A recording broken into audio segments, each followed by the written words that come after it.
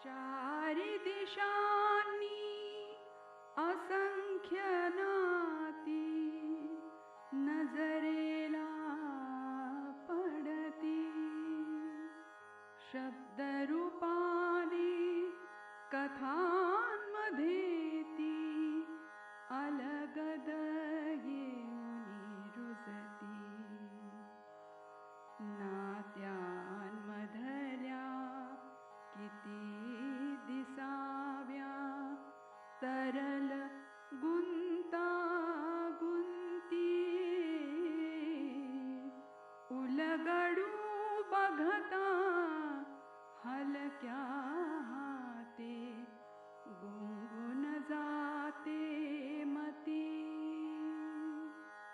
गुंगुन जाते मती.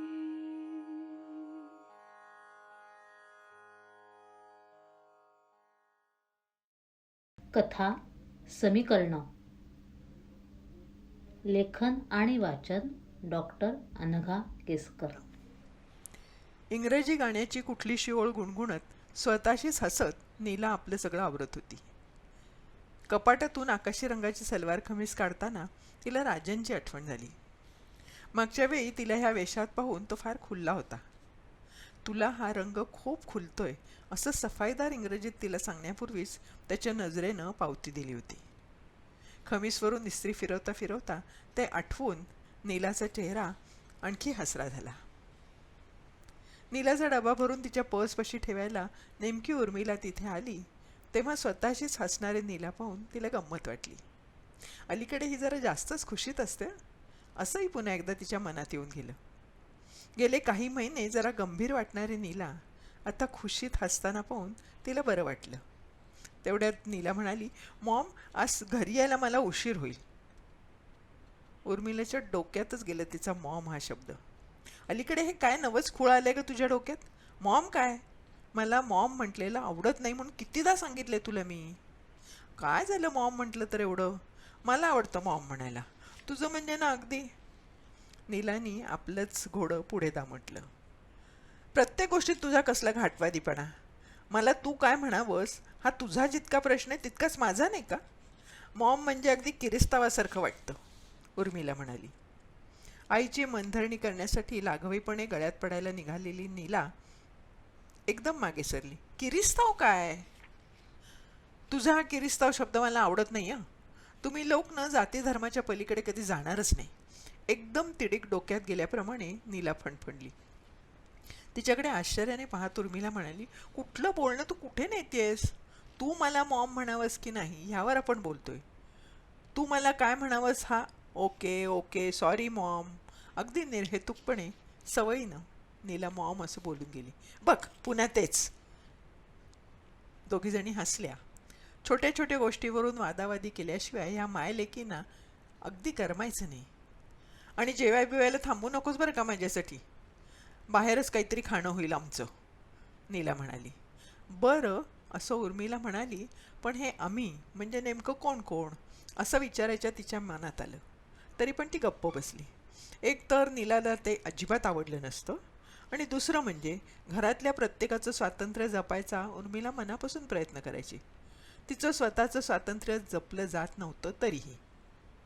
की ते जपलं जात नव्हतं म्हणूनच त्याची किंमत तिला जास्त कळत होती. नीलानं आपणहून बरोबर कोण असणार आहे हे सांगितलं नाही तेव्हा उर्मिला आत गेली. अलीकडे नीला आपल्यापासून काहीतरी लपवते असं पुन्हा एकदा उर्मिलाच्या मनात येऊन गेलं.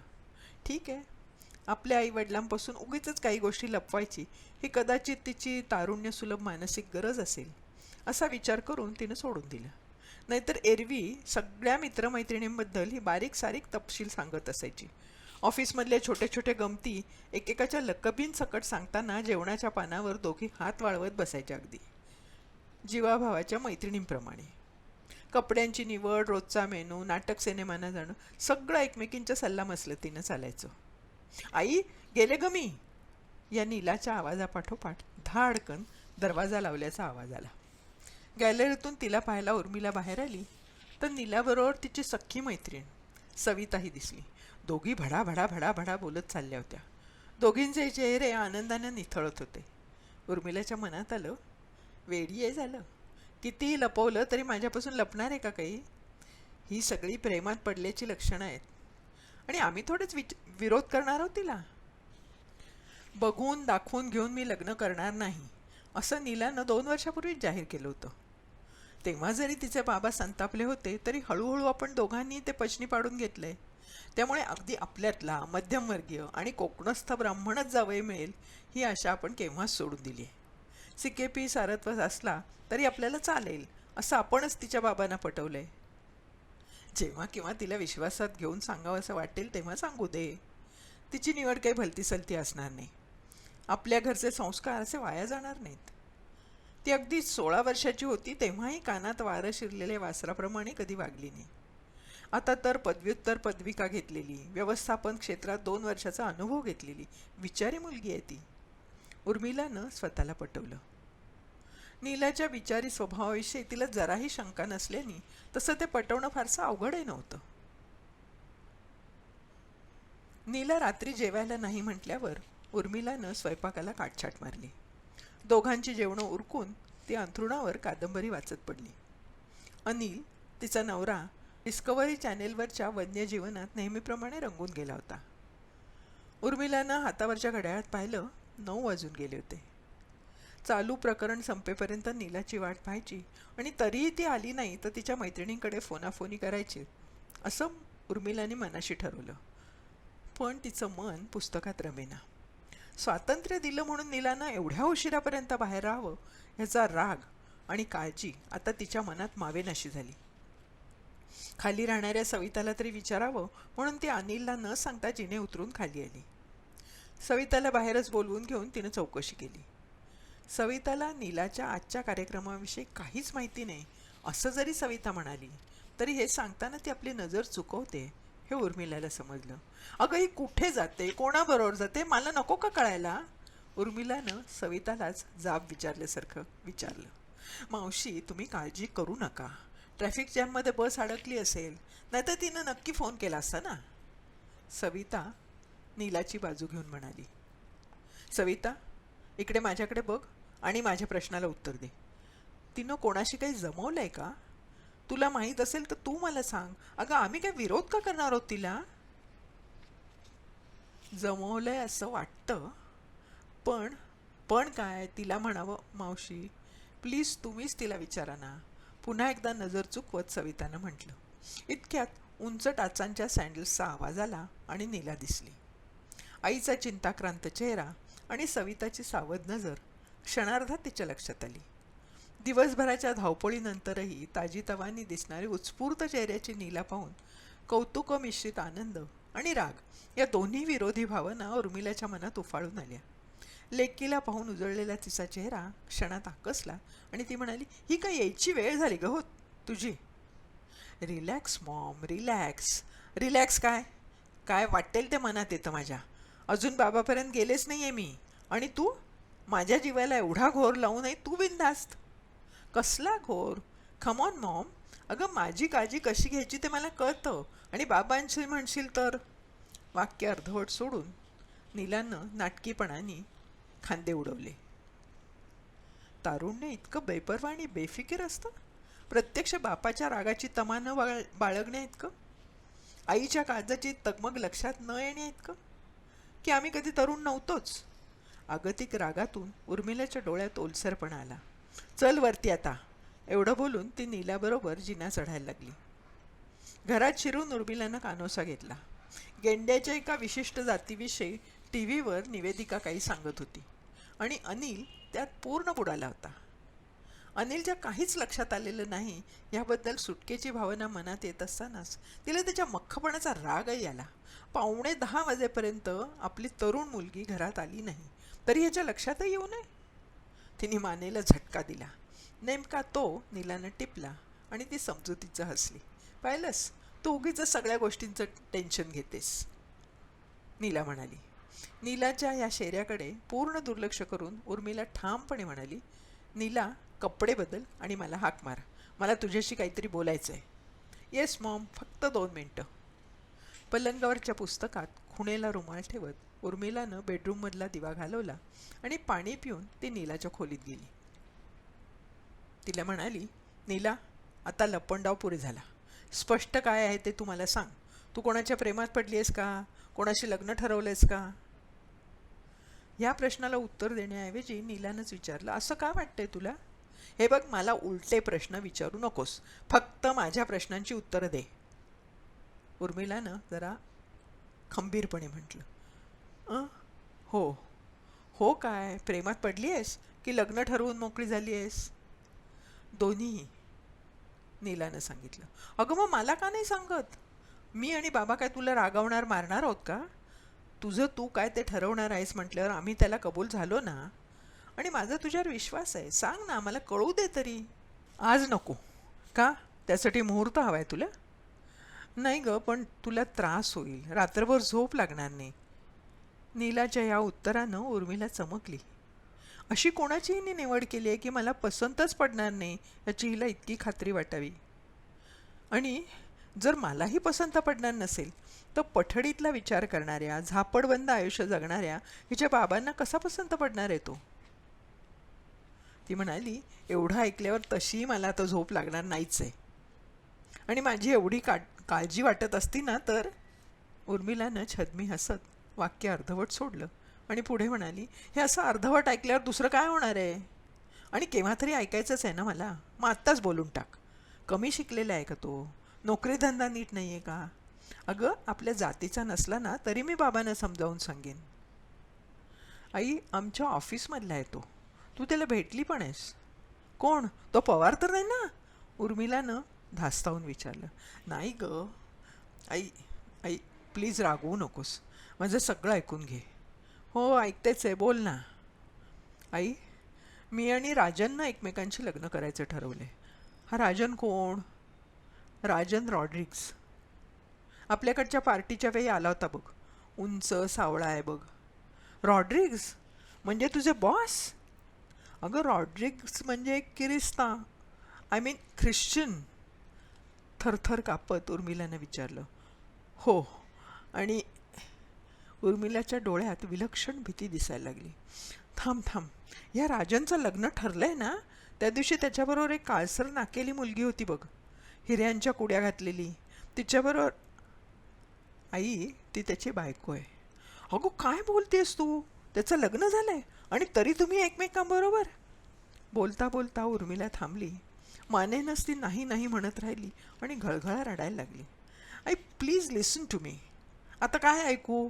सांगण्यासारखा काय आहे आणखीन तुझ्याजवळ? तू काय करतेस याचा अर्थ तरी तुला कळतोय का? तू त्याची कोण लागतेस? शांत हो आई, मला माहिती आहे मी तुला खूप मोठा धक्का दिला आहे, म्हणूनच तुला आजवर हे सांगायचं टाळत होते मी. पण things are not as bad as you are imagining. म्हणजे काय? म्हणजे म्हणजे 2 महिन्यात त्यांचा घटस्फोट होतोय म्युच्युअल कन्सेंटनं. नीलानं माहिती पुरवली.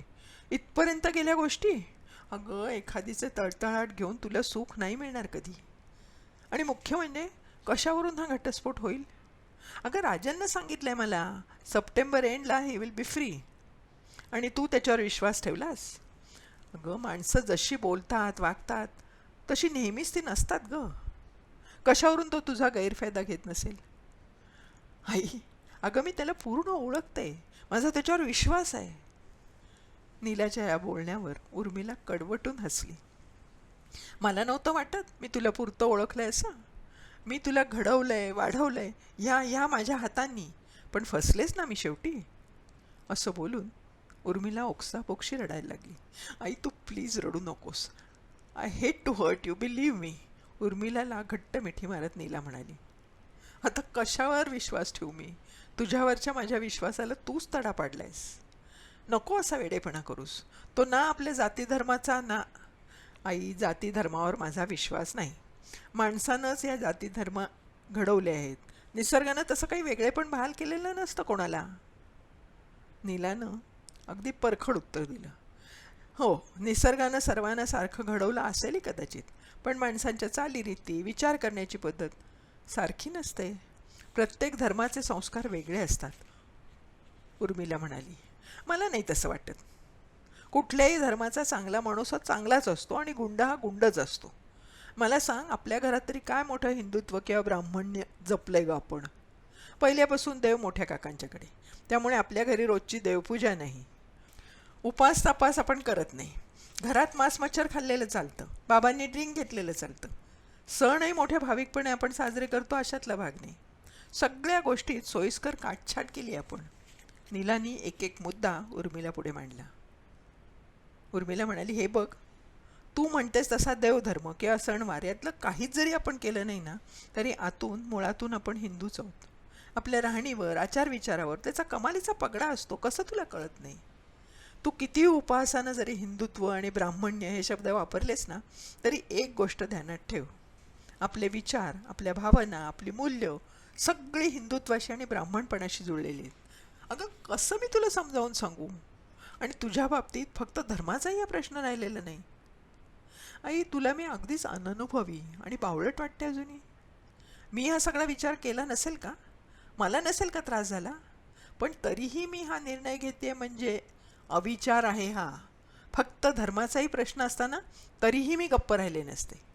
तुला आम्ही स्वातंत्र्य दिलं ते तू असं वापरणारे माहीत असतं तर? का आमच्यावर सूड घ्यायचं आहे तुला? शेवटच्या प्रश्नाला उर्मिला रडवेली झाली. आई, तुला राग आला तरी let me make it clear once and for all. तुम्ही मला स्वातंत्र्य दिलेलं नाही, ते माझंच होतं. स्वातंत्र्य प्रत्येकाला असतं. जे माझं होतंच ते तुम्ही कोण देणार आहे? आणि तुमच्यावर सूड? काहीतरीच काय. माझ्या सर्वात प्रेमाच्या माणसांना त्रास देण्यात, त्यांच्या आयुष्यात वादळ निर्माण करण्यात मला काय आनंद वाटतोय का? पण आमचं एकमेकावर खरोखर प्रेम आहे आई. आम्ही एकमेकाशिवाय नाही राहू शकत. हो, प्रेम म्हणजे काय गं? शारीरिक आकर्षण की भावनिक ओढ न रोखण्याचा वेडेपणा? प्रेम म्हणजे काय असतं हे काय तुला कळतंय? असं किती आयुष्य पाहिलंयस तू? उसळून जाऊन उर्मिलानं विचारलं.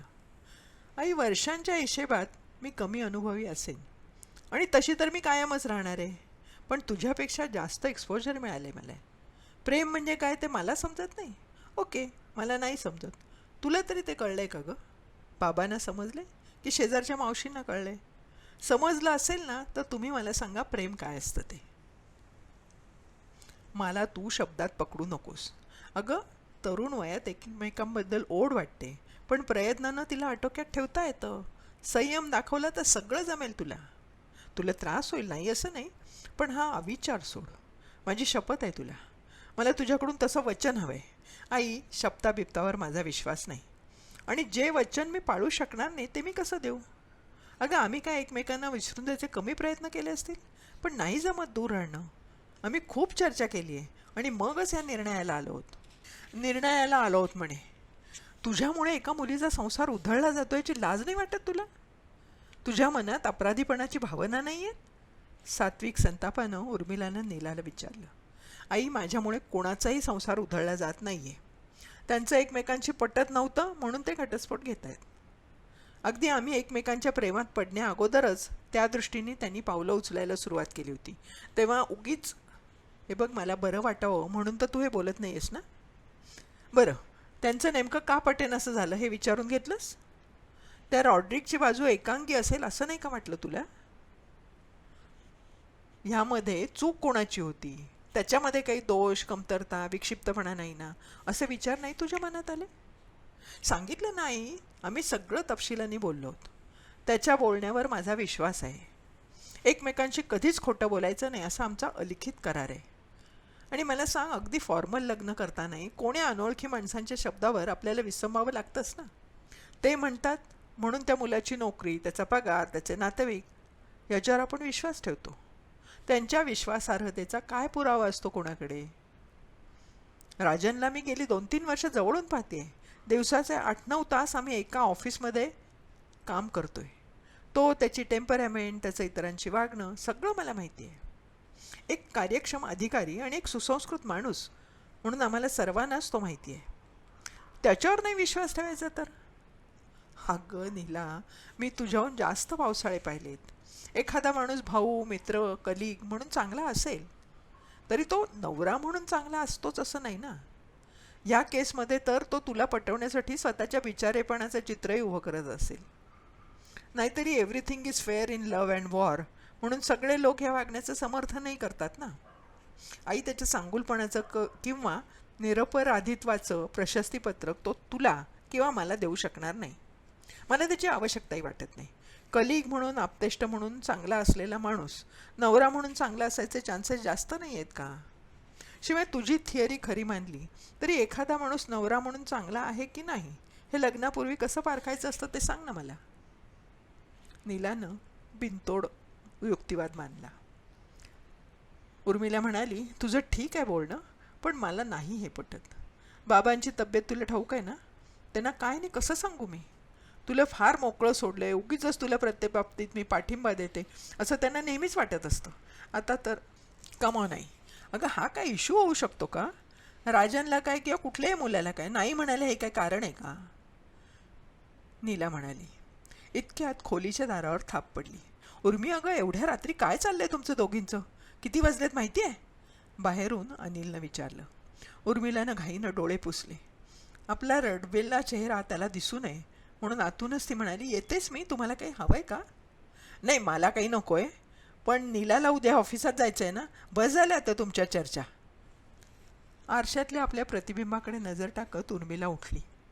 दार उघडायला जाणारी, आपले भावकुल्लोळ मनात दडवून टाकण्याचा प्रयत्न करणारी उर्मिलाची मूर्ती नीलाला फार केविलवाणी वाटली. आईच्या हातावर हलकंसं थोपटत नीला म्हणाली, मॉम, उद्या बोलू आपण पुन्हा. तू झोप आता, त्रास करून घेऊ नकोस, सगळं ठीक होईल गं. सोपंच आहे जसं काही. तुला तरी चैन पडणार आहे का आता? असं पुटपुटत उर्मिला नीलाच्या खोलीबाहेर पडली. सुदैवानं तोवर अनिलनं त्यांच्या निजायच्या खोलीतला दिवा मालवला होता.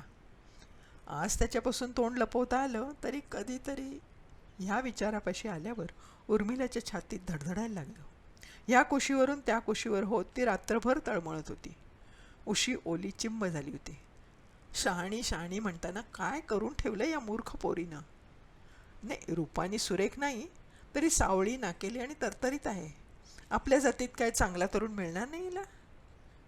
हिच्याकडे मी काही गुलेबकावलीचं फूल का मागितलं होतं?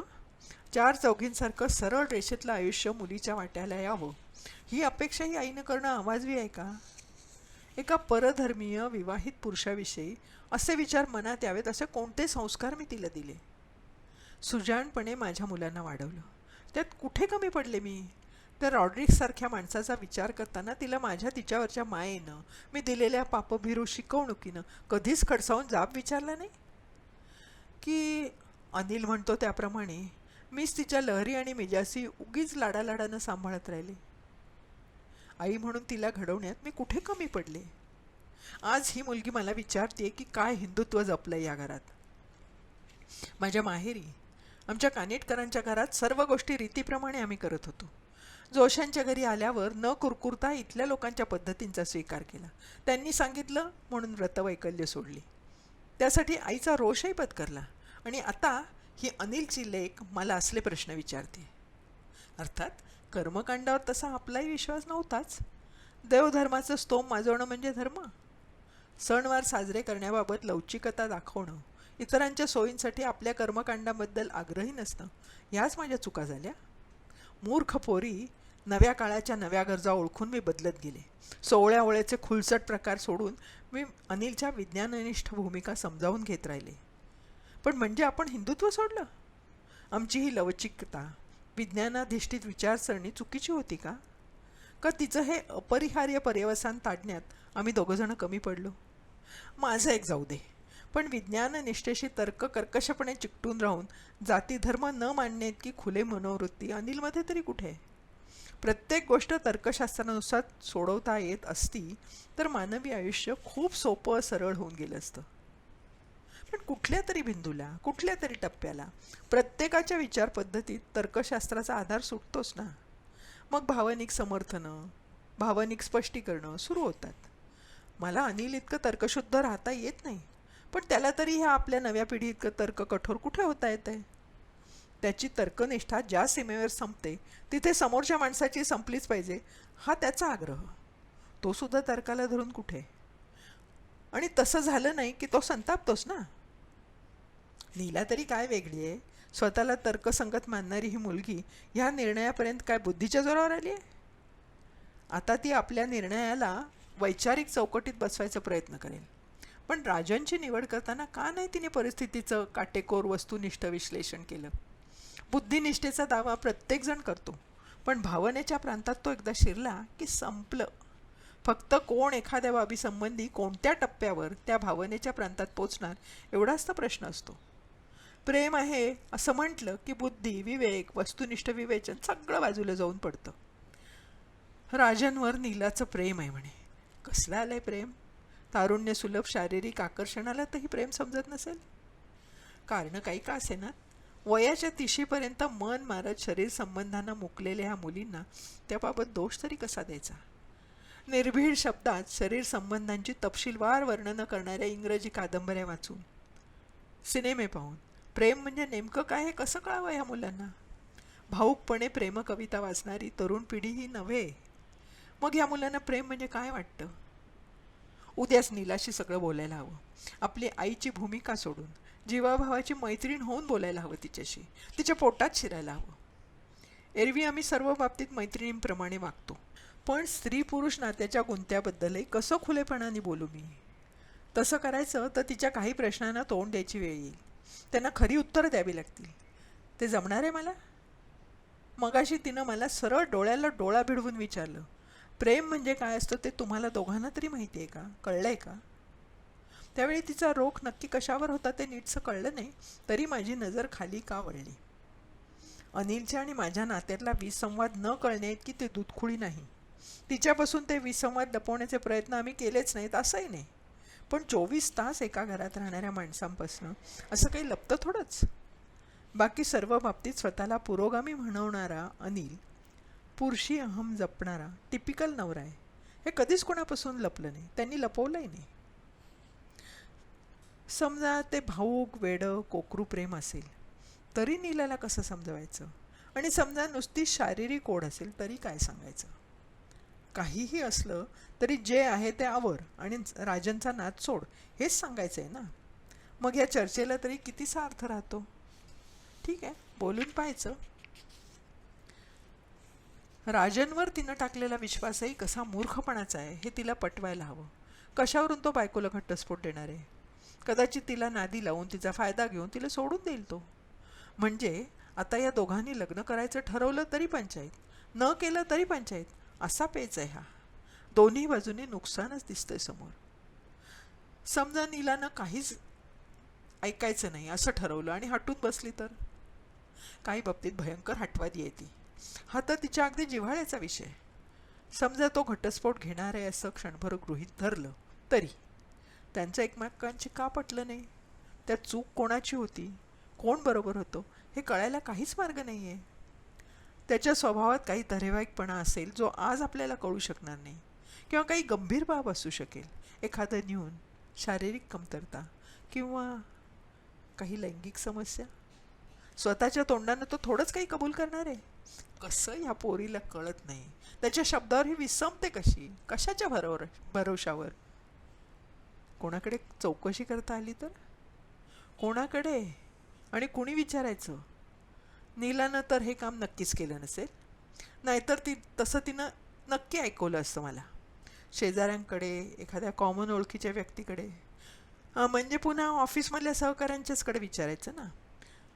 कोणीही अंतस्थ खरी माहिती देऊ शकणार नाही. या विचारांशी येऊन उर्मिला अडकून पडली. तिला पुढे काही सुचेना. कूस बदलत पुन्हा पुन्हा तेच विचार ती घोळवत राहिली. शेजारी गाढ झोपलेल्या अनिलच्या घोरण्याचा आवाज एका लयीत येत होता. अनुत्तरित प्रश्नांच्या जंजाळात आणि त्रासदायक काळजांमध्ये अगतिकपणे सापडलेल्या उर्मिलेला त्याच्या त्या घोरण्यामुळे अनिलचा संताप आला. अर्धवट उघडं टाकलेलं तोंड, त्यावरचे काळजीविरहित भाव पाहून त्यात भरच पडली. खसकन त्याच्या अंगावरची चादर ओढून घ्यावी आणि त्याला जागं करावं अशी तिला उर्मी आली. तू घे या काळजांचा भार आता स्वतःच्या डोक्यावर असं म्हणावं अशी जोरदार सणक तिच्या मनात आली. पण नेहमीप्रमाणेच ती सणक तिनं मुकाट्यानं आतल्या आत जिरवली. कारण अनिलवरही जबाबदारी टाकून उपयोगच नव्हता. त्यांना डोक्यात राग घालून घेतली असती, आकांतांडव केलं असतं, आणि त्यालाच तो उर्मिला खरं म्हणजे तुर्तास घाबरली होती. नीलानं त्याला अजिबात भीक घातली नसती, त्याच्याशी वाद घातला असता, न घाबरता वाद घातला असता. कदाचित काहीतरी फटदिशी बोलून त्याचा अपमानही केला असता. त्याचं वाईट वाटणार होतं उर्मिलाला. अनिल नीलाला जे तडातडा बोलला असता त्यानं जखमा होणार होत्या त्याही उर्मिलालाच. हे दोघंही आपलेच, पण मग आपण त्यांच्या का नाही? त्यांना का माझा विचार करावा असं वाटत नाही? अनिलला ब्लड प्रेशरचा त्रास सुरू झाल्यापासून त्याला त्रागा करायची संधी न देण्याची आणखीन एक जबाबदारी उर्मिलाच्या डोक्यावर येऊन पडली होती. चिडचिड्या विचारात भोवंडत असताना झोप लागण्यापूर्वी तिच्या मनात शेवटचा विचार घोळत राहिला, तो अनिल कसा अज्ञानात सुखी आहे याचा. इकडे नीलाही आपल्या खोलीत बेचैनपणे येरझारा घालत होती. हळूच खोलीतून बाहेर येऊन तिनं कॉर्डलेस घेतला आणि ती आपल्या खोलीच्या अभयारण्यात पुन्हा शिरली. दार लावून घेऊन तिनं राजनचा नंबर लावला. खरं म्हणजे रात्री 12:30च्या पुढे त्याला उठवणं तिच्या जीवावर आलं होतं. 7व्या रिंगला त्याचा झोपाळू आवाज फोनवर आला. तसं ती म्हणाली, हॅलो राजन, मी नीला बोलते. नीलाचा दबका घाबरा आवाज ऐकून राजनच्या डोळ्यावरची झोप खाडकन उडाली. काय गं, काय झालं इतक्या रात्री? राजन, मॉमला कळलं आपलं, मुसमुसण्याचा आवाज आला त्याच्या पाठोपाठ. कसं, कोणी सांगितलं? त्या रागावल्या का तुला? बाबा काय म्हणाले? राजनने एका मागोमाग एक प्रश्न विचारले. नाही, बाबांना अजूनही नाही माहिती. मॉमना कोणी सांगितलं मग? मीच. म्हणजे तिला शंका येत होती काहीतरी. आज उशीर झाला म्हणून तिने निर्वाणीचं विचारलं. मग मला खोटं बोलवे ना रे. त्यांची काय प्रतिक्रिया? फार रागावली आहेत का त्या? राजननं विचारलं. रागावली तर आहेच ती, पण त्यापेक्षा जास्त गोंधळून गेली आहे. फारच शॉक बसलाय तिला. मी काय बोलते ते तिला कळेच ना. विश्वासच बसे ना तिचा. बोलता बोलता नीला रडतच पुढे म्हणाली, तिचा चेहरा डोळे पाहून इतकं वाईट वाटतंय, अजूनही वाईट वाटतंय. अगं मला ठाऊक आहे, पण आज ना उद्या हे करायला हवंच होतं ना. उलट आता तुमच्यातला परस्पर संवाद सोपा झाला. नाहीतरी किती दिवस आपण असं दडवून ठेवू शकणार होतो.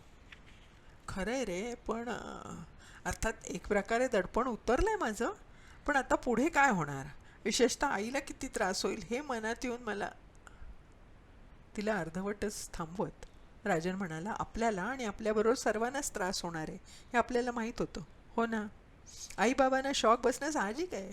त्यांचा विरोध, अपेक्षाभंगातून झालेला संताप, हे सगळं आपण समजून घ्यायला हवं. पण एक खरं खरं सांग, एवढी किंमत मोजण्याऐवजी तुला आता तुझा विचार बदलावासा वाटतोय का? असेल तर अजूनही वेळ गेलेली नाही. राजन, मी तुझ्याशी खोटं बोलणार नाही. आईच्या डोळ्यातली वेदना पाहिली ना, तेव्हा क्षणभर मला मोह झाला होता तसा.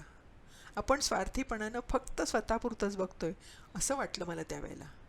पण ते क्षणभरच वाटलं. तिला त्रास द्यायचा काही हक्क नाही आहे मला. अतिशय प्रेम करते ती माझ्यावर, आणि मी तिला काय दिलं?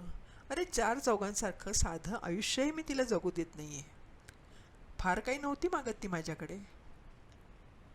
नीला भडाभडा बोलायला लागली. मग काय करूया आपण? तुला जन्मभर जर अपराधी वाटणार असेल, त्रास होणार असेल, तर मला वाटतं आपण याविषयी पुष्कळ वेळा बोललो आहे. पण एखाद्या गोष्टीविषयी नुसतं बोलणं आणि प्रत्यक्षात ती गोष्ट अनुभवणं यात फरक असतो ना. माझा विचार पक्का आहे रे, पण मला असं वाईट वाटणं स्वाभाविकच नाही का? माझ्या सुखासाठी ती किंमत मला द्यायलाच हवी. प्रत्येक गोष्टीची आपल्याला किंमत मोजावी लागते. जितकी ती गोष्ट अमूल्य आणि दुर्मिळ, तितकी द्यावी लागणारी किंमत मोठी असणार हेही मला कळतं आहे. मी फक्त माझं मत तुझ्यापाशी मोकळं करते. दुसऱ्या कोणाशी बोलणार ना मी हे सगळं. बरोबर आहे, मलाही कळतं आहे ते. मी फक्त तुला परत फिरायचं ऑप्शन ओपन ठेवत होतो. मी रागापोटी किंवा अविश्वासातून हे सांगत नव्हतो. राजननं समजावलं. तेही मला कळतं आहे रे, त्यामुळेच आणखी वाईट वाटतंय. माझ्या जवळच्या प्रेमाच्या सर्वच माणसांना दुःख देण्याची माझ्यावर पाळी आली आहे. रिलॅक्स, सगळं ठीक होईल. मॉमनं त्रागा केला नाही, तुला किंवा मला शिव्याशाप दिले नाहीत, हे काही कमी आहे? त्यांच्याशी तुझा छान रॅपो आहे. नक्कीच तू त्यांना पटवू शकशील आणि त्या बाबांना पटवतील. Be brave. अगं, ही तर नुसती सुरुवात आहे, राजन म्हणाला. त्यावर नीला म्हणाली, तू म्हणतोस ते पटतंय मला. सगळं ठीक होईल. तू आणि मॉम एकमेकांना दोष न देता समोरच्याला समजावून घेण्याची शिकस्त करताय हेही मला कळतंय. माझ्या आज 2 प्रेमाच्या माणसांनी एकमेकांना दूषणं दिली असती, त्यांचा रागराग केला असता, तर किती अवघड झालं असतं. तू मॉमशी बोलशील का? मी एवढ्यात नको. त्यांना जरा शांत होऊ दे. थोड्या दिवसांनी मी त्यांच्याशी नक्की बोलेन. राजननं कबूल केलं. अरे, तिला वाटते की माझ्यामुळे तुम्ही दोघंजणं घटस्फोट घेताय. श्यामलचे तळतळाट मला भोवतील असंही तिच्या मनात येते. तू सांगितलंस ना तरच तिला पटेल की मी तुमचा संसार विस्कटलेला नाही. ठीक आहे, वेळ आली की मी मॉमना सांगीन सगळं. वेळ पडली तर त्यांच्याशी वादही घालीन. पण it's too early for that. मी पळपुटेपणा करतोय असं तर तुला वाटत नाही ना? बिलीव्ह मी, 5-6 दिवस झाल्यावर माझ्याशी बोलायच्या मनस्थितीत त्या येतील. तू विचार कर, आज त्यांच्या दृष्टीने मी एक तिराहित आहे, खलनायक आहे, तोही त्यांच्याच गुणी मुलीच्या आयुष्यात नसती वादळं निर्माण करणारा. तू माझ्याशी लग्न करण्याबाबत अगदी ठाम आहेस हे एकदा त्यांना पटलं की त्या वेगळ्या नजरेतून सगळ्या प्रकाराकडे बघतील. आईचे मगाचे उद्गार नीलाला आठवले. प्रत्येक वेळी माणूस दिसतं तसं नसतं. तुझा कसा विश्वास बसला त्याच्या बोलण्यावर? हे बोलतानाचे आईच्या चेहऱ्यावरचे भावही तिला आठवले आणि ती म्हणाली, ओके, पहिले काही दिवस मला एकटीलाच तिच्याशी डील केलं पाहिजे. पण तुला आत्ता हे सगळं सांगून टाकल्यावर मला खूप बरं वाटलं. खरंच सगळं ठीक होईल ना रे? हो, माझी खात्री आहे तशी. बी अ गुड गर्ल आणि आता शांत झोपून जा, राजांना फरमावलं. सोपंच आहे जणू. तुला तरी झोप लागणार आहे का? राजन ह्यावर नुसताच हसला आणि गुड नाईट म्हणाला. उद्या लवकर येते मी ऑफिसमध्ये, मग बोलू आणखी. Good night. असं म्हणून नीलानं फोन बंद केला. भांडभर पाणी प्यायलं आणि ती अंथरुणावर आडवी झाली. रात्रभर कुशी बदलत तळमळायची शिक्षा उर्मिलाप्रमाणे तिलाही होणार होती. गेल्या 2 महिन्यांपासून तिला थोडी निवांत झोप लागायला लागली होती. त्याआधीचे जवळजवळ 7-8 महिने रात्री अपरात्री जागून काढले होते तिने. आज उर्मिला जशी हादरून गेली होती तशी तीही सुरुवातीला हादरली होती. ती अवस्था नीलानं आधीच अनुभवली होती. उलट सुलट विचार करून आपलं वागणं तपासलं होतं. राजांच्या बोलण्याचा, स्पष्टीकरणांचा विचार केला होता. विश्वास अविश्वासाच्या कात्रीत सापडून त्याचा प्रत्येक शब्द, कृती तपासून पाहिली होती. त्याच्याविषयी वाढणारी ओढसुद्धा निर्दयपणे चिरफाड करून तिनं तपासली होती. सुरुवातीला भावनिक पातळीवर असलेली तिची ओढ नुसती त्याच पातळीवर राहिली नव्हती. लवकरच तिचं शरीर मागण्या करायला लागलं होतं. शारीरिक ओढ ही अशी आणि इतकी तीव्र असू शकते हे आजवर आयुष्यात तिला कधी जाणवलेलंच नव्हतं. स्त्री म्हणून असलेलं आपलं वेगळेपण तिला तिच्या शरीराच्या संवेदनांनी प्रथमच जाणवून दिलं. याआधी कोणाच्याही सहवासात हा अनुभव तिला आला नव्हता. राजांच्या नुसत्या आठवणीनं तिच्या तनमनावर मोरपिसं फिरायला लागायची. शरीराचा कण न कण काही बाही मागण्या करायला लागायचा. भलभलते विचार, आभास तिला व्हायचे. कोणत्याही पुरुषाविषयी आपण असे विचार कधी मनात आणू शकू असं तिला स्वप्नातही वाटलं नव्हतं. आपलं शरीर आपल्याशी इतक्या परीनं बोलू शकतं, हट्ट करू शकतं हे ती नव्याने अनुभवत होती. सुरुवातीला लागणारी अपराधी भावनेची टोचणी हळूहळू नाहीशी झाली आणि अंगावर येऊन आदळलेल्या ह्या अनुभवातली निरागस सुंदरता तिला उमगायला लागली. पाप कोणतं नि पुण्य कशाला म्हणायचं हे निश्चित करण्याच्या व्यापात तिचं मन गुंतलं. त्या मनानं कौल दिला की निसर्गाचं हे दान कधीच पाप असू शकणार नाही. तो कौल पचवायलाही काही काळ जावा लागला. मग कुठे तिच्या मनाची बोस निवळत गेली. राजन श्यामलच्या वैवाहिक जीवनाविषयी जसजसं नीलाला समजत गेलं तसतसं तिचं त्याच्याविषयीचं प्रेम आणखीच वाढत गेलं. यापेक्षा सुंदर आणि आनंददायी गोष्टी त्याला आयुष्यात मिळायला हव्यात आणि त्या आपल्याखेरीज दुसरं कोणीही त्याला देऊ शकणार नाही हे तिला पटत गेलं. एवढ्या उमद्या गुणी माणसाचं आयुष्य दुःखमय करून टाकणारे श्यामलला नीट समजावावं अशी सुरुवातीला वाटणारी उर्मी हळूहळू मावळली. श्यामलची महत्त्वाकांक्षा, स्वतंत्र व्यक्तिमत्व आणि बरंचसं काही. आपल्या जोडीदाराला असह्य होईल इतकं ताणण्याच्या श्यामलच्या वृत्तीचा येणारा संताप कमी होत जाऊन नीलाला श्यामलची कीव यायला लागली. नशिबानं आपल्या पदरी टाकलेलं दानही हिला कळू नये याची ती कीव होती. तिनं राजनला दिलेल्या मनस्तापाची भरपाई आपण करायला हवी असा तिचा निश्चय होत गेला आणि ही संधी केवळ श्यामलच्या मूर्खपणामुळे आपल्याला मिळते हे लक्षात येऊन श्यामलबद्दल थोडी कृतज्ञताही वाटायला लागली. रोज कणाकणानं बदलत गेलेले हे भाव नीलाच्याही नकळत वाटचाल करत होते. त्याच्या हाताखाली काम करताना पूर्वी नुसता हुरूप वाटायचा, आता त्यात वेगळी आपुलकी वाटायला लागली. त्याच्या कामात आपल्याला सहभागी होता येत आहे, ऑफिसचे कित्येक दैनंदिन प्रश्न त्याच्याबरोबर विभागून घेता येत आहेत. या जाणीवेतली गोडी वाढत गेली. त्याच्या कामाचा भार हलका करण्यासाठी, त्यात सुरळीतपणा आणण्यासाठी धडपडायला आवडायला लागलं. त्यातून निर्माण झालेलं छोट्या मोठ्या गोष्टीतलं परस्परावलंबन, संभाषणातलं सहजपण आणि दृढ होत जाणारा परिचय सगळं परिपूर्णतेकडे नेणारं वाटायला लागलं. आयुष्यातली प्रत्येक गोष्ट एकमेकांबरोबर विभागून घ्यावी अशी तीव्र लालसा त्यातूनच वाढायला लागली. राजांच्या चेहऱ्यावरचे भाव वाचता येऊन त्यातला अर्थ समजत जाण्याची प्रक्रिया सुद्धा किती सहजपणे फुलत गेली. त्याच्या रुंद कपाळावरची बारीक अठी म्हणजे त्याला खोलवर जाणवणारी वेदना, मध्येच भराभर बोलण्याची त्याची लकब म्हणजे आंतरिक कोमल भावना दडवण्याची धडपड, खांदे पाडून बसणं म्हणजे पूर्वायुष्यातील निराश क्षणांची नकोशी वाटणारी आठवण, हे सगळं तिला आपोआप उमगत गेलं. दुसऱ्याच्या मनाची स्पंदनं जाणवण्याचा हा अनुभव एकतर्फी नव्हता याचा प्रत्ययही तिला अनेकदा आला होता. मग अशी रागाच्या भरात आईनं तिला विचारलं होतं, प्रेम म्हणजे काय ते कळतंय का तुला? या सगळ्या नव्या अनुभवांना प्रेम नाही तर दुसरं काय म्हणायचं? यातली कोणतीही एखादी गोष्ट स्वतंत्रपणे एखाद्या पोरसवदा मुलीला प्रेम वाटू शकली असती. तिचं तसं नव्हतं. आणि समजा जरी हे प्रेम नसेल तरी ते जे काय आहे ते तिच्यासाठी खूप मूल्यवान होतं आणि तिला तेवढं पुरेसं होतं. पण यापैकी उर्मिलापाशी ती काय काय शब्दात मांडू शकणार होती? त्यांच्या प्रेमाची खोली आईला कशी पटवून देणार होती ती? काय वाटेल ते असलं तरी, कितीही अवघड वाटलं तरी, जरूर पडली तर हे सगळं नीलाला आपल्या आईशी बोलावं लागणार होतं. सवंगपणे केलेला हा अविचार नाही याची उर्मिलाच्या मनाची खात्री पटावी एवढ्यासाठी तरी हे करायला हवं होतं. असं स्वतःच्या मनाला बजावत असताना तिचा डोळा लागला. खिडकीतून अंगावर उन्हा आली तेव्हा नीलाला जाग आली. अभावितपणे तिनं टेबलावरच्या घड्याळात पाहिलं. 7:30 वाजायला आले होते. आज ऑफिसात 2 महत्त्वाच्या क्लायंट मीटिंग्स होत्या. त्याची तयारी करायची होती. झटकन ती उठली. पलंगावरचा कॉर्डलेसवर तिची नजर गेली. काल रात्री उर्मिलाशी झालेलं बोलणं आणि त्यानंतरच्या सर्व गोष्टी आठवल्या. उर्मिलाचं दैनंदिन स्वच्छतेचं, नाश्ता पाण्याचं काम नेहमीप्रमाणे पार पडलं होतं. उभ्या उभ्या चहा पिताना आईच्या नजरेला नजर न देता नीलानं जाहीर केलं, आई आज लवकर जायचंय मला. यायलाही कदाचित उशीर होईल बरं का. अगं आज रजा घेतली तर नाही का चालणार? थोडं बोलायचंय तुझ्याशी मला, उर्मिलानं विचारलं. नाही ग, ते शक्य नाही. आज महत्त्वाच्या मीटिंग्ज आहेत. अगं सिक लीव घे. आजारीच असतेस तर काय केलं असतं सांग. प्लीज आज जाऊ नकोस तू, उर्मिलानं नीलाला विनवलं. नीलानं 2 मिनटं विचार केला.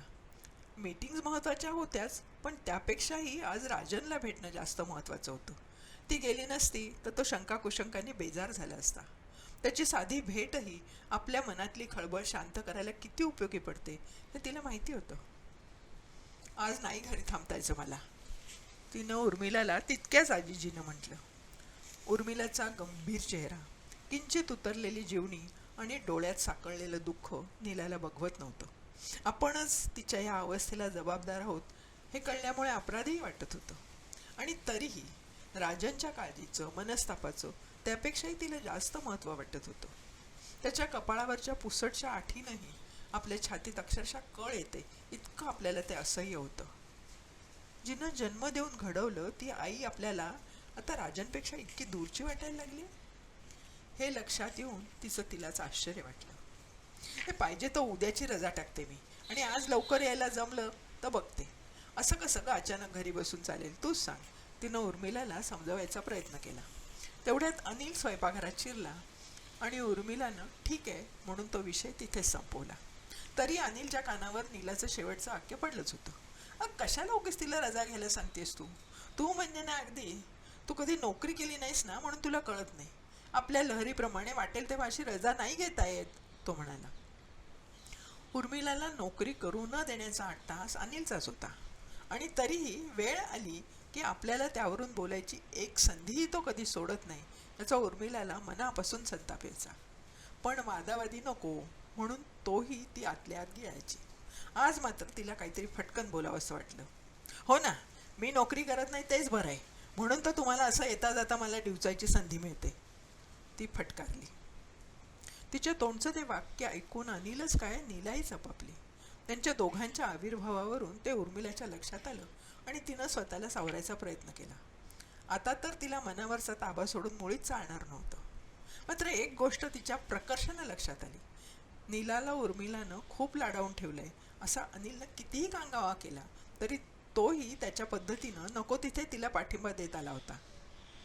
आपल्याला हा इतका कसा बुद्धू समजतो याचं उर्मिलाला नवल वाटलं. आपल्या खुलचट लहरी खातर नीलाला विनाकारण रजा घ्यायला भाग पाडणारी ही बाई नाही हे 30 वर्षाच्या संसारातूनही त्याला समजलं नाही की आपल्या बायकोला 4 भिंतीच्या आतच रममाण व्हायला लावून बाहेरच्या जगाचा अनुभव नसल्याबद्दल अधूनमधून डिवचलं की त्याला पुरुषार्थ गाजवल्याचं समाधान मिळतं. खरं म्हणजे अलीकडे तिला ह्या गोष्टीचा येणारा रागही कमी होत गेला होता. तरी आजच्या बेचैन अवस्थेत पुन्हा एकदा संतापाची सणक आली. त्यावरच हुज्जत घालायची खुमखुमी येऊन तिने तोंड उघडलं. उगीच रजा घ्यायला मी कशाला सांगू? तुम्ही काय मला एखादी अशिक्षित अडाणी खेडवळबाई समजता? तापलेल्या आवाजात तिनं विचारलं. इथं काय काम खोळंबलंय तुझं सांग ना. काहीतरी फालतू खरेदी करायची असेल तुझं तुला जाऊन आणायला काय होतं का? अनिल म्हणाला. आजवर घरची कोणतीही कामं तुमच्या कोणा वाचूनही कधीही खोळंबलेली नाहीत आणि तुम्ही ज्याला फालतू खरेदी म्हणताय ना ती करताना तुमच्या संमतीशिवाय काहीही करायची मुभा तुम्ही मला कधीही दिली नव्हती आणि देत नाही हे विसरू नका. तरी मी कधीच तुम्हाला दोघांना त्यासाठी भरीला घालत नाही. हे बोलताना तिच्या आवाजाची धार आणखीन वाढली. मूळ मुद्द्यापासून संभाषण दूर चाललं होतं. मनाच्या कप्प्यात धुमसणारी खदखदणारी खंत उगीच त्या निमित्तानं पृष्ठभागावर येऊ पाहत होती. नीलाचा विषय बाजूला पडून त्यांची वादावादी नक्की रंगली असती पण अनिलच्या प्रश्नानं उर्मिला भानावर आली. माझ्यावर असं टेपर ठेवलं की संपलं. सांग काय कारण आहे आज तिला थांबवायचं? अनिलनं विचारलं. आता खरं कारण आपल्याला सांगता यायचं नाही हे लक्षात आल्याबरोबर उर्मिलानं एकदम पडतं घेतलं. ऐनवेळी हजरजबाबीपणानं तिनं खोटी सबब सांगितली. मलाच जरा बरं वाटत नव्हतं म्हणून गायनॉकॉलॉजिस्टकडे जायचं होतं. ती माझ्याबरोबर येईन असं म्हणाली होती म्हणून मी तिला थांबवलं. बाबा तुम्ही कशाला उगीच मध्ये पडताय? आम्ही दोघी ठरवू कुठे नि केव्हा जायचं ते. नीलानं येऊन तटकन तो विषय संपवला. तिच्या थोड्याशा उद्धट वाटणाऱ्या त्या बोलण्यावर मात्र मगाशी उर्मिलावर गुरगुरणारा अनिल गप्प झाला. खांदे उडवून काय करायचं ते करा असं म्हणून आपणच परवानगी देतोय असं फसवं समाधान मिळवायला मात्र तो विसरला नाही. तो स्वयंपाकघराबाहेर पडल्यावर टेबलावर भरून ठेवलेला डबा घेताना नीलानं उर्मिलाच्या कमरेला ओझरती मिठी मारली आणि म्हणाली, आई प्लीज तर्कवितर्क करून मनस्ताप करून घेऊ नकोस. मी जमलं तर ऑफिसमधून फोन करते आणि उद्याची बहुधा मी रजा टाकेन. मग आपण बोलू. उद्या मात्र नक्की हां, हसून उर्मिलानं म्हटलं. नीलाच्या त्या ओझरत्या मिठीतून तिला हवंसं वाटणारं आश्वासन आपोआप मिळालं होतं. नीला बसमध्ये चढली तेव्हा आईशी नेमकं उद्या काय आणि कसं बोलायचं या विषयीचे विचार घोळवत होती. उर्मिलापासून आता तिला काहीच लपवायचं नव्हतं. राजन तिला जसजसा समजत गेला आवडत गेला ते सगळं आईसमोर ठेवायला ती उत्सुक होती. राजनच्या भेटी जास्त जास्त वैयक्तिक स्वरूपाच्या व्हायला लागल्या त्या दिवसापासून तिनं आपल्या डायरीत काही गोष्टी लिहायला सुरुवात केली होती. आपल्या मनाला मोकळी वाट करून देण्यासाठी तिनं हे सुरू केलं होतं आणि मानसिक तणाव वाढत गेले तसतसं तिचं डायरी लिहिणं तपशीलवार व्हायला लागलं होतं. ती डायरी आईला दाखवायलाही तिला आवडली असती पण त्यापूर्वी काही गोष्टी तिला स्वतःला वाचून पाहिजे होत्या. काही त्यात न आलेल्या गोष्टी आईला स्वतः सांगायच्या होत्या. 2.5 वर्षापूर्वी प्रणव एंटरप्राइजेसमध्ये नीला रुजू झाली. त्या आठवड्यातच तिची राजनशी औपचारिक ओळख झाली होती. त्याच्या इतक्या सिनियर माणसाशी तिचा फारसा संबंध येत नव्हता तरी त्याची ऑफिसमध्ये असलेली कार्यकुशल अधिकाऱ्याची प्रतिमा इतरांच्या संभाषणातून तिला समजत होती. हाताखालच्या लोकात त्याच्याविषयीचा बराच दबदबा होता पण भीती नव्हती. त्याच्या प्रोजेक्टमध्ये काम करायला मिळावं यासाठी मंडळी उत्सुक असायची. सर्वजण त्याचं वर्णन टास्क मास्टर असं करत असे तरीही. त्यामुळे नाही म्हटलं तरी प्रत्यक्ष भेट होण्यापूर्वीच त्याच्याविषयी तिच्या मनात आदराची भावना होती. कधी काळी आपल्याला त्याच्या प्रोजेक्टवर कामासाठी निवडला जावं अशी सुप्त इच्छा तिच्या मनात होती. योगायोग असा की तिच्यावर सोपवलेली पहिली छोटी कामगिरी पूर्ण झाली आणि राजनच्या हातात असलेल्या प्रोजेक्टवर 2 जादा माणसांची गरज निर्माण झाली होती. क्लायंटनं अचानक आपली डेडलाईन अलीकडे ओढली होती. त्यासाठी प्रलोभनादाखल जादा पैसे द्यायची तयारी दाखवल्यानं कंपनीलाही त्याला विरोध करण्याचं कारण नव्हतं. नीला आणि तिचा सहकारी उमेश अशा दोघांना राजननं त्याच्या प्रोजेक्टसाठी बोलावून घेतलं. तेव्हा नीला अतिशय खुश झाली होती. त्याच्याकडून काम समजावून घेताना मात्र ती खूप थांबवलेली बिचकलेली होती. राजनच्या ते लक्षात आलं होतं हे नंतर. त्याच्याशी चांगली ओळख झाल्यानंतर राजननं तिला सांगितलं होतं, अगदी तिची नक्कल करून दाखवत. प्रोजेक्टच्या कामात जशी ती गुरफटत गेली तसा तिचा आत्मविश्वास वाढत गेला. कामानिमित्त होणाऱ्या बैठका, चर्चा यामुळे परस्पर संबंधातली औपचारिकता कमी होत गेली. आपल्या हाताखालच्या मुलामुलींकडून चांगलं काम करून घेण्याची राजनला चांगलीच हातोटी होती. प्रत्येकाची बलस्थानं नेमकी हेरून त्यांच्यातला आत्मविश्वास वाढवत नेऊन त्यांच्याकडून तो छान काम करून घ्यायचा. प्रोजेक्टच्या वेळापत्रकाप्रमाणे प्रत्येकाने आपापल्या कामाचा भाग पूर्ण केला पाहिजे याबाबत मात्र तो ठाम असे. ते एखाद्याला जमलं नाही तर त्याच्याकडून स्पष्टीकरण मागताना त्यांना कधी कोणाचा पाणउतारा केला नाही. तो अतिशय संयमानं समोरच्या माणसाच्या अडचणी समजावून घ्यायचा आणि मृदू शब्दात त्यावर उपाय सुचवू पाहायचा. काही वेळा समोरच्या माणसांच्या तोंडून त्याच्या अडचणीवर उपाय काढून घ्यायचा. त्यामुळे आपली विचारांची प्रक्रिया निर्दोष करण्याचा सराव आपोआपच मुलांना त्यांच्या उमेदवारीच्या काळात मिळून जायचा. फुसक्या सबबी सांगण्याची छाती जशी त्यामुळे कधी कोणाला होत नसे तशीच तपशीलवार तयारीशिवाय राजनच्या केबिनमध्ये पाऊल ठेवायचा वेडेपणाही कोणी करत नसे. त्यावेळची एक गोष्ट नीलाच्या कायम मनात ठसली होती. ती तिला आज आठवली. राजनच्या प्रोजेक्टमध्ये काम करायला लागल्याच्या पुढच्या महिन्यातली गोष्ट. नीलाला क्लायंट मीटिंगमध्ये क्लायंटशी नीट बोलता आलं नव्हतं. तिची तयारी जरा कमी पडली होती हे खरं होतं, पण त्यापेक्षाही ती क्लायंटच्या आग्रही भूमिकेमुळे आणि आक्रमकपणाने झाडलेल्या प्रश्नांच्या फैरीमुळे गांगरून गेली होती. मग हळूहळू राजननंच चर्चेचा ताबा स्वतःकडे घेत क्लायंटचं समाधान केलं होतं. त्याची युक्तिवाद करण्याची पद्धत, बोलण्यातला आत्मविश्वास आणि प्रत्येक बारीक सारीक तपशील ध्यानात ठेवायची हातोटी यामुळे नीला त्या दिवशी दिपून गेली होती. राजनच्या सूचक प्रश्नामुळे चर्चेच्या वेळी तिला योग्य ती स्पष्टीकरणं क्लायंट पुढे ठेवता आली होती. आकडेवारी सादर करून आपल्या विधानाला अधिकृतता देता आली होती. एकदाची ती मीटिंग संपली तेव्हा नीलाला हायसं वाटलं होतं. मात्र राजनला आपल्या असमाधानकारक कामगिरीचं स्पष्टीकरण द्यावं लागेल या कल्पनेनं ती अगदी नाउमेद झाली होती. कारण नेमकं काय चुकलं, आपण कुठे कमी पडलो हे तिलाच नीटसं समजलं नव्हतं. आपल्यासारख्या नवख्या मुलीला त्या मीटिंगमध्ये त्यानं का भाग घ्यायला लावला म्हणून ती थोडी चिडली होती त्याच्यावर. त्यानं त्याच्या केबिनमध्ये बोलावलं तेव्हा ती सर्व धीर एकवटूनच गेली. आपली चूक सपशेल कबूल करून पुढे सुधारायचा वायदा करायचा असं तिने मनाशी ठरवलं होतं. Sorry, my performance was not up to the mark. I know it, but this will not happen again sir. गेल्यास तिनं म्हणून टाकलं. अरे मग त्यात एवढं नर्वस व्हायला काय झालं? You didn't do bad at all. ही तुझी पहिलीच वेळ होती, त्या मनानं तू छानच हँडल केलंस सगळं, तो म्हणाला होता. अविश्वासानं नीलानं त्याच्याकडे पाहिलं होतं. तो हे अगदी मनापासून बोलत होता. तिला दिलासा द्यायला पुढे त्यानं त्याच्या स्वतःच्या पहिल्या क्लायंट मीटिंगची फजिती इत्थंभूत सांगितली आणि स्वतःला हसूनही घेतलं. त्यामुळे नीला जरा मोकळी झाली होती. सर, अशा मीटिंगमध्ये भाग घ्यायला जरा घाई झाली असं नाही वाटत तुम्हाला? मला अजिबात सवय नाही आहे त्याची. हा फक्त माझ्या परफॉर्मन्सचाच प्रश्न नाही आहे. कंपनीची इमेज, तुमची रेप्युटेशन सगळंच. नाही, मला तसं वाटत नाही. माझ्या टीममधल्या प्रत्येकानं हे करायलाच हवं असं माझं मत आहे. जितक्या लवकर तुम्हाला एक्सपोजर मिळेल तेवढ्या लवकर तुम्ही तयार होता. जबाबदारीनं आणि विश्वासानं आपलं काम करायला लागता असा माझा अनुभव आहे. त्यांना सुनावलं होतं. पण सर, मिस्टर चावला जरा जास्तच ॲग्रेसिव्ह वाटतात.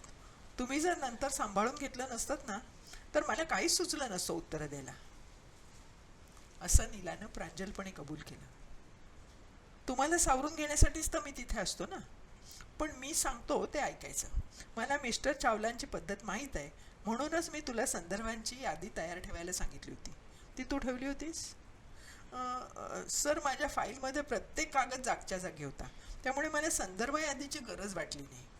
सगळी फॅक्ट्स त्यांच्यापुढे होतीच की, नीलानं म्हटलं. तसं असलं तरी आपल्या स्वतःच्या सोयीसाठी अशी यादी आपल्यासमोर लागते. ती जर ठेवली असतीस तर. आणि तसं मला वाटतं मी तुला स्पष्टपणे सांगितलं होतं. हो सर, पण मला त्याचं महत्त्व तेव्हा समजलं नव्हतं. हे बघ, सगळी फॅक्ट समोर असली तरी जो त्या कामाशी डायरेक्टली इन्व्हॉल्ड आहे त्याला त्याविषयी अधिकारवाणीनं बोलता येतं. पण अशावेळी क्लायंटसमोर कागदांची चिवडाचिवड करायला सवड नसते. त्याचं मत पण त्यामुळे प्रतिकूल होतं. सगळ्या गोष्टी सफाईदारपणे तुम्ही सादर केल्या की तुमच्या कॉन्फिडन्समुळे समोरची व्यक्ती नरम होते. तेव्हा never lose your confidence. Coolly आपलं म्हणणं सांगायचं. त्यासाठी आपले मुद्दे तयार हवेत आणि तेही संक्षेपानं. येस, यापुढे मी तसं करेन. पाहिजे तर तुम्हाला अगोदर दाखवून ठेवेन. नाही नाही, त्याची गरज नाही, कारण तू केलेल्या कामाबद्दल तू आन्सरेबल आहेस आणि त्याबाबत तुझ्याकडून कसूर नसते. पण जर तुझा आत्मविश्वास वाढणार असेल तर आपण क्लायंटच्या संभाव्य शंका आणि प्रश्नांबाबत आगाऊ बोलून घेऊ. त्याच्या वाक्यात दडलेल्या कौतुकाच्या विधानामुळे नीला आणखी मोकळी झाली होती आणि ती म्हणाली होती, चालेल, चर्चेची थोडी रंगीत तालीम झालेली असली की मला स्वतःविषयी जरा खात्री वाटेल. त्यावर हसून राजन म्हणाला होता, 1-2 वेळा आपण हे करू, पण त्यानंतर मात्र तुझं तुलाच मॅनेज करावं लागेल आणि ते तुला निश्चितच जमेल. नाहीतर तुला माझ्या टेकूची सवय होऊन जाईल. हे बोलणं आठवून नीलाला हसू आलं. क्लायंट डिलिंगसाठी टेकू लागू नये म्हणून याने एवढी काळजी घेतली, पण बाकी सगळ्या गोष्टीत त्याच्या आधाराची, पाठिंब्याची सवय लागलीच ना आपल्याला. ती दोघांनाही नाही अडवता आली. समोरच्या व्यक्तीला न दुखावता तिच्या दोषांची तिला कल्पना द्यायची, पण त्याचवेळी तिचा अहमही गोंजारायचा. तिला सुधारायची संधी द्यायची आणि तिची मानसिकता घडवत न्यायची. यात राजनचा हात धरणारं संपूर्ण कंपनीत कोणी नव्हतं. त्याच्या स्वभावातले हे पैलू पुढे अनेक प्रसंगांनी तिला समजत गेले होते. अगदी मॅनेजमेंट सायन्सच्या पाठ्यपुस्तकातल्या नियम, सूचना, हुकूम तो मानवी नातेसंबंध हाताळत असे. आणि तरीही त्यात कृत्रिमपणा नव्हता, पडवून घटवलेला तोचपणा नव्हता. त्याला एक छान पर्सनल टच होता. हेच त्याच्या यशाचं गमक होतं असं आजही नीलाला वाटलं. पण मग मानवी नातेसंबंध हाताळायची त्याची हातोटी त्याच्या वैयक्तिक आयुष्यात त्याला कशी उपयोगी पडली नाही? श्यामलला काही गोष्टी तो का पटवू शकला नाही? का समजावू शकला नाही तिला? त्याच्या वैवाहिक जीवनात सुरू झालेले बेबनाव जेव्हा सूर्यप्रकाशा इतके स्पष्ट झाले, त्यावेळी हाच राजन ऑफिसमध्ये कुतूहलाचा आणि चर्चेचा विषय होऊन बसला होता. वैवाहिक आयुष्याचा दीर्घ अनुभव असलेल्या मिसेस सोमण, मिसेस राठींना लंच आवरमध्ये एकदा बोलताना तिने ऐकलं होतं, अगं, पुरुष जेव्हा नवरा असतो ना, त्यावेळी त्याचे सगळे गुण, समजूतदारपणा याची समीकरणं बदलतात. तो आदर्श सहकारी असेल, उत्तम मित्र असेल, आईचा चांगला मुलगा असेल, बहिणीचा पाठीराखा भाऊ असेल, फार कशाला उत्तम नागरिक, उत्तम माणूसही असेल, पण ह्याचा अर्थ तो उत्तम जोडीदार असेलच असं मात्र नाही. मिसेस राठींनीही टाळी देत त्या विधानाला दुजोरा दिला होता. त्यावेळी आपल्यासारख्या तरुण पोरींना ते पटलं नव्हतं. एकमेकींना टाळ्या देत बोलाइतका हा सबंग विषय नाही, यावरही आपलं एकमत झालं होतं. तेव्हा नाक उडवून तिथून आपण निघून गेलो होतो हे नीलाला आठवलं. पण आईही नेमकं असंच काहीतरी काल म्हणाली होती हे तिला आठवलं. श्यामलला समजावून घेण्यात राजन कमी पडला नाही याची नीलाला खात्री होती. आपला विवाह यशस्वी व्हावा म्हणून त्यानं काय काय प्रयत्न केले होते हे त्याच्या तोंडून तिनं नंतर ऐकले होते. श्यामलला मुळी विवाह आणि त्याबरोबर येणाऱ्या सर्वच गोष्टी नाकारायच्या होत्या. तिला विवाह टिकवायची इच्छाच नव्हती आणि त्याबाबत तिनं आपली मतं कधीही लपवायचा प्रयत्न केला नव्हता. राजनला दुखवायचा आपला हेतू नाही असं म्हणत तिनं तिच्या सडेतोडपणानं त्याला अनेक वेळा घायाळ केलं होतं. अशा घायाळ झालेल्या राजनला पाहिलं की नीलाच्या हृदयाचं पाणी व्हायचं. ऑफिसच्या दारातून आत येतानाची त्याची नुसती चालण्याची ढब पाहिली तरी तो विशेष अस्वस्थ आहे हे तिच्या लक्षात यायचं.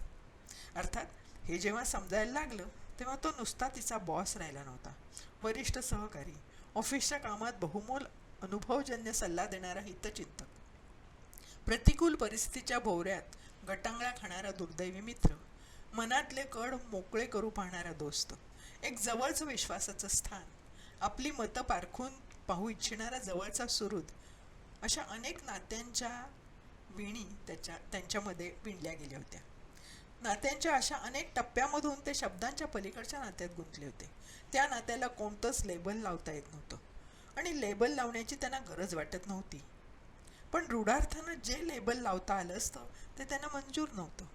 त्याचा उच्चार करणं तर दूरच, पण नुसता विचारही करायची त्यांना भीती वाटत होती. पण रूढार्थानं जे लेबल लावता आलं असतं ते त्यांना मंजूर नव्हतं. त्याचा उच्चार करणं तर दूरच, पण नुसता विचार करायची त्यांना भीती वाटत होती. राजनचं काहीतरी सिरियसली बिघडलंय हे ऑफिसमध्ये सर्वांना कळलं होतं, तरी त्यावर स्पष्ट बोलण्याची कोणाची हिंमत नव्हती. कारण त्याच्या स्वभावात मार्दवाबरोबरच सर्वांना आपल्या खाजगी आयुष्यापासून 2 हात लांब ठेवण्याची दूरता होती आणि एकमेकांच्या खाजगी बाबतीत डोकावायची कंपनीची वर्तनशैली नव्हती.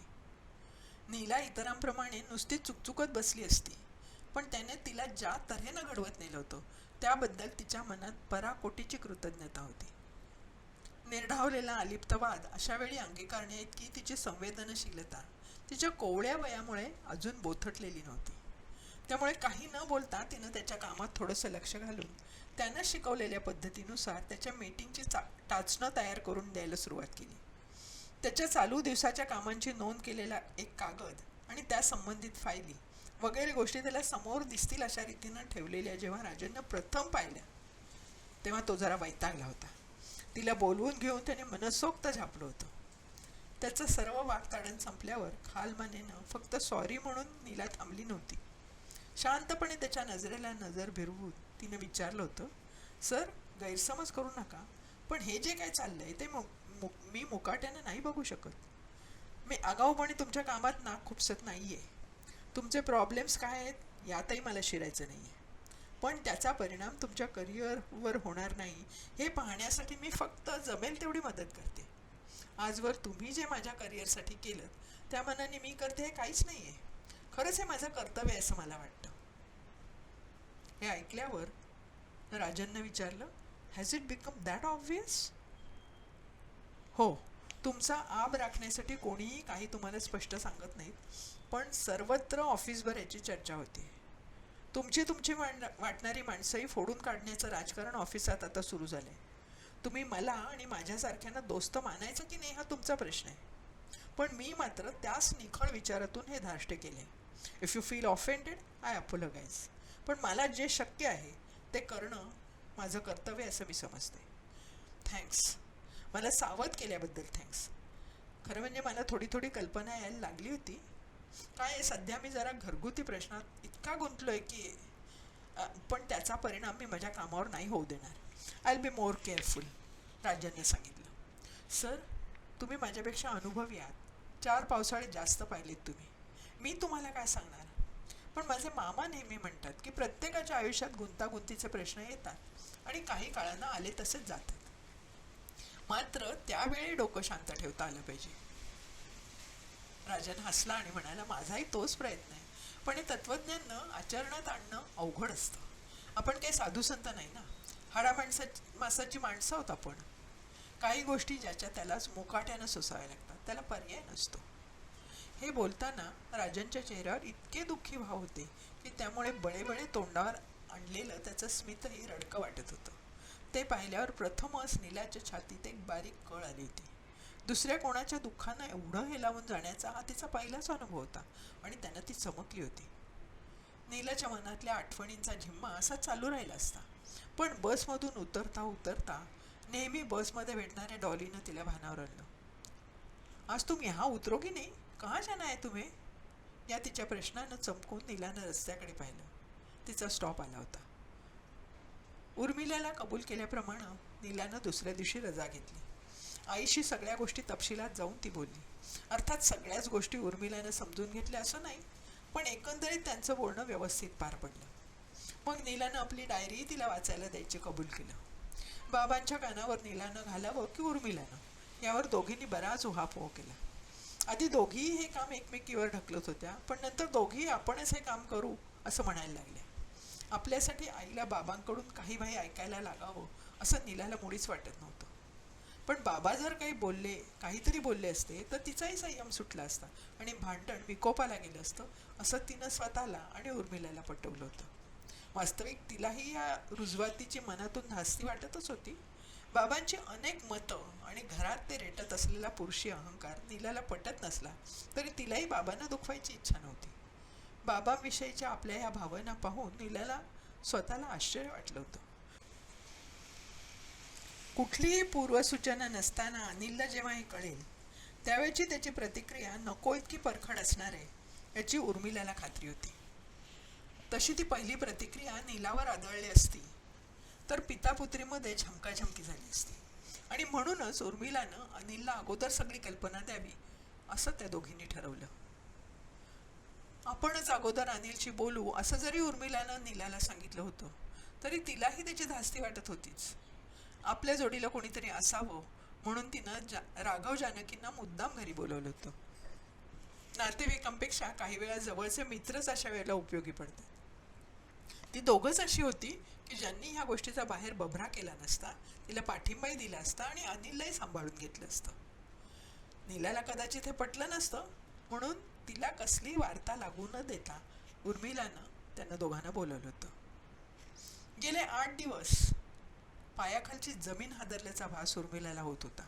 एकटीनं विचार करून डोकं फुटायची वेळ आली आणि नीला कोणाचंही ऐकणं शक्य नाही याची खात्री पटली तेव्हा तिनं अनिलच्या कानावर हे प्रकरण घातलं होतं. पण अनिलचा स्वभाव आज कित्येक वर्ष ती अनुभवत होती. पहिल्यापासूनच जरा मनाविरुद्ध काही झालं की आरडाओरडा करून घर डोक्यावर घ्यायची त्याला सवय होती.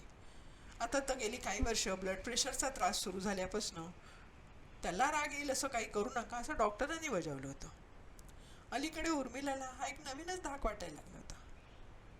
नीलाचा हा निर्णय अनिल कसा काय बचावणार आहे अशी भीती वाटल्यामुळेच तिनं त्यांच्या जवळच्या स्नेहाला, राघवला आणि जानकीला बोलावलं होतं.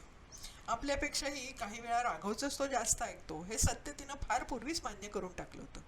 मात्र काहीतरी महत्त्वाचं बोलायचं आहे एवढंच तिनं सांगितलं होतं. अनिलला काही सांगण्यापूर्वी दुसऱ्या कोणालाही ते सांगितलंय असं कळलं असतं तर तो भयानक रागावला असता. त्याला विश्वासघात झाल्यासारखं, अपमानित झाल्यासारखं वाटलं असतं.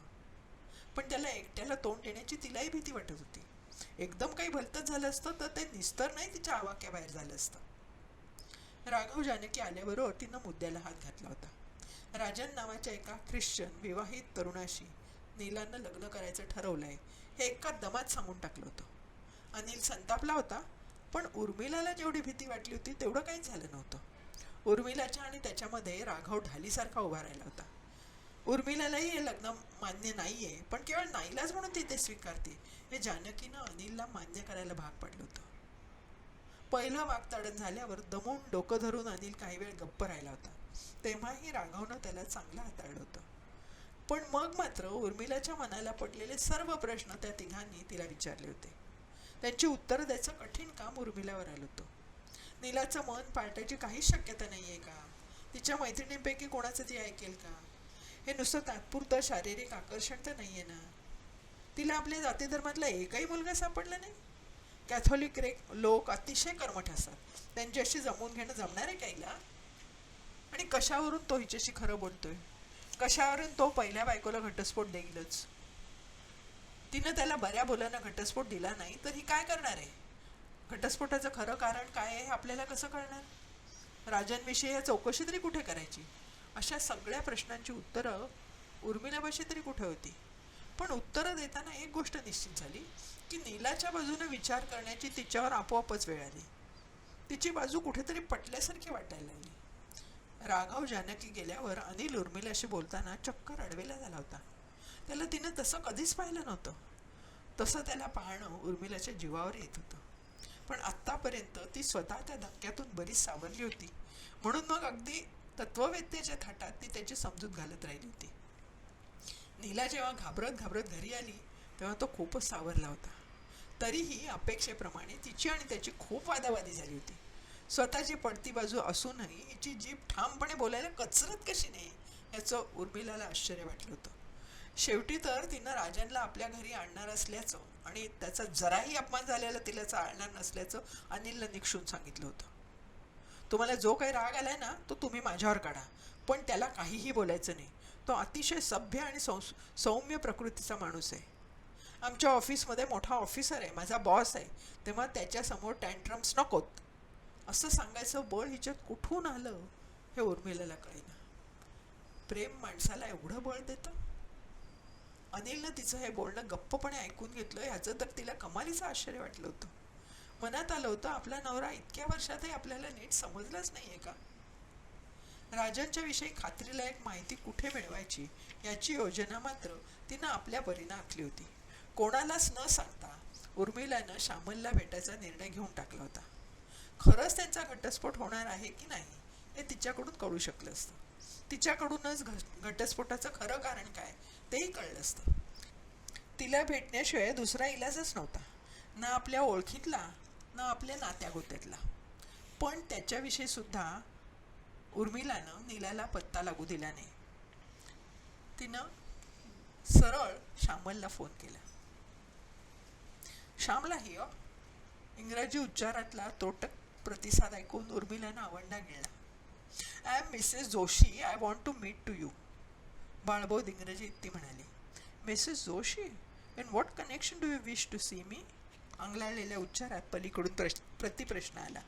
त्यानं भांबावून जाऊन उर्मिला म्हणाली, आय एम नीलाज मदर. मुझे आपसे कुछ प्रायव्हेट बात करनी है. आंग्ल भाषेचा नाद सोडून उर्मिलानं शेवटी राष्ट्रभाषा स्वीकारली. ओ आप मुझसे बात करेंगी? अच्छा, कहाँ मिलेंगे? नीलाच्या आईनं आपल्याशी भेटवेळ मागावी याचं श्यामला जराही आश्चर्य वाटलं नाही.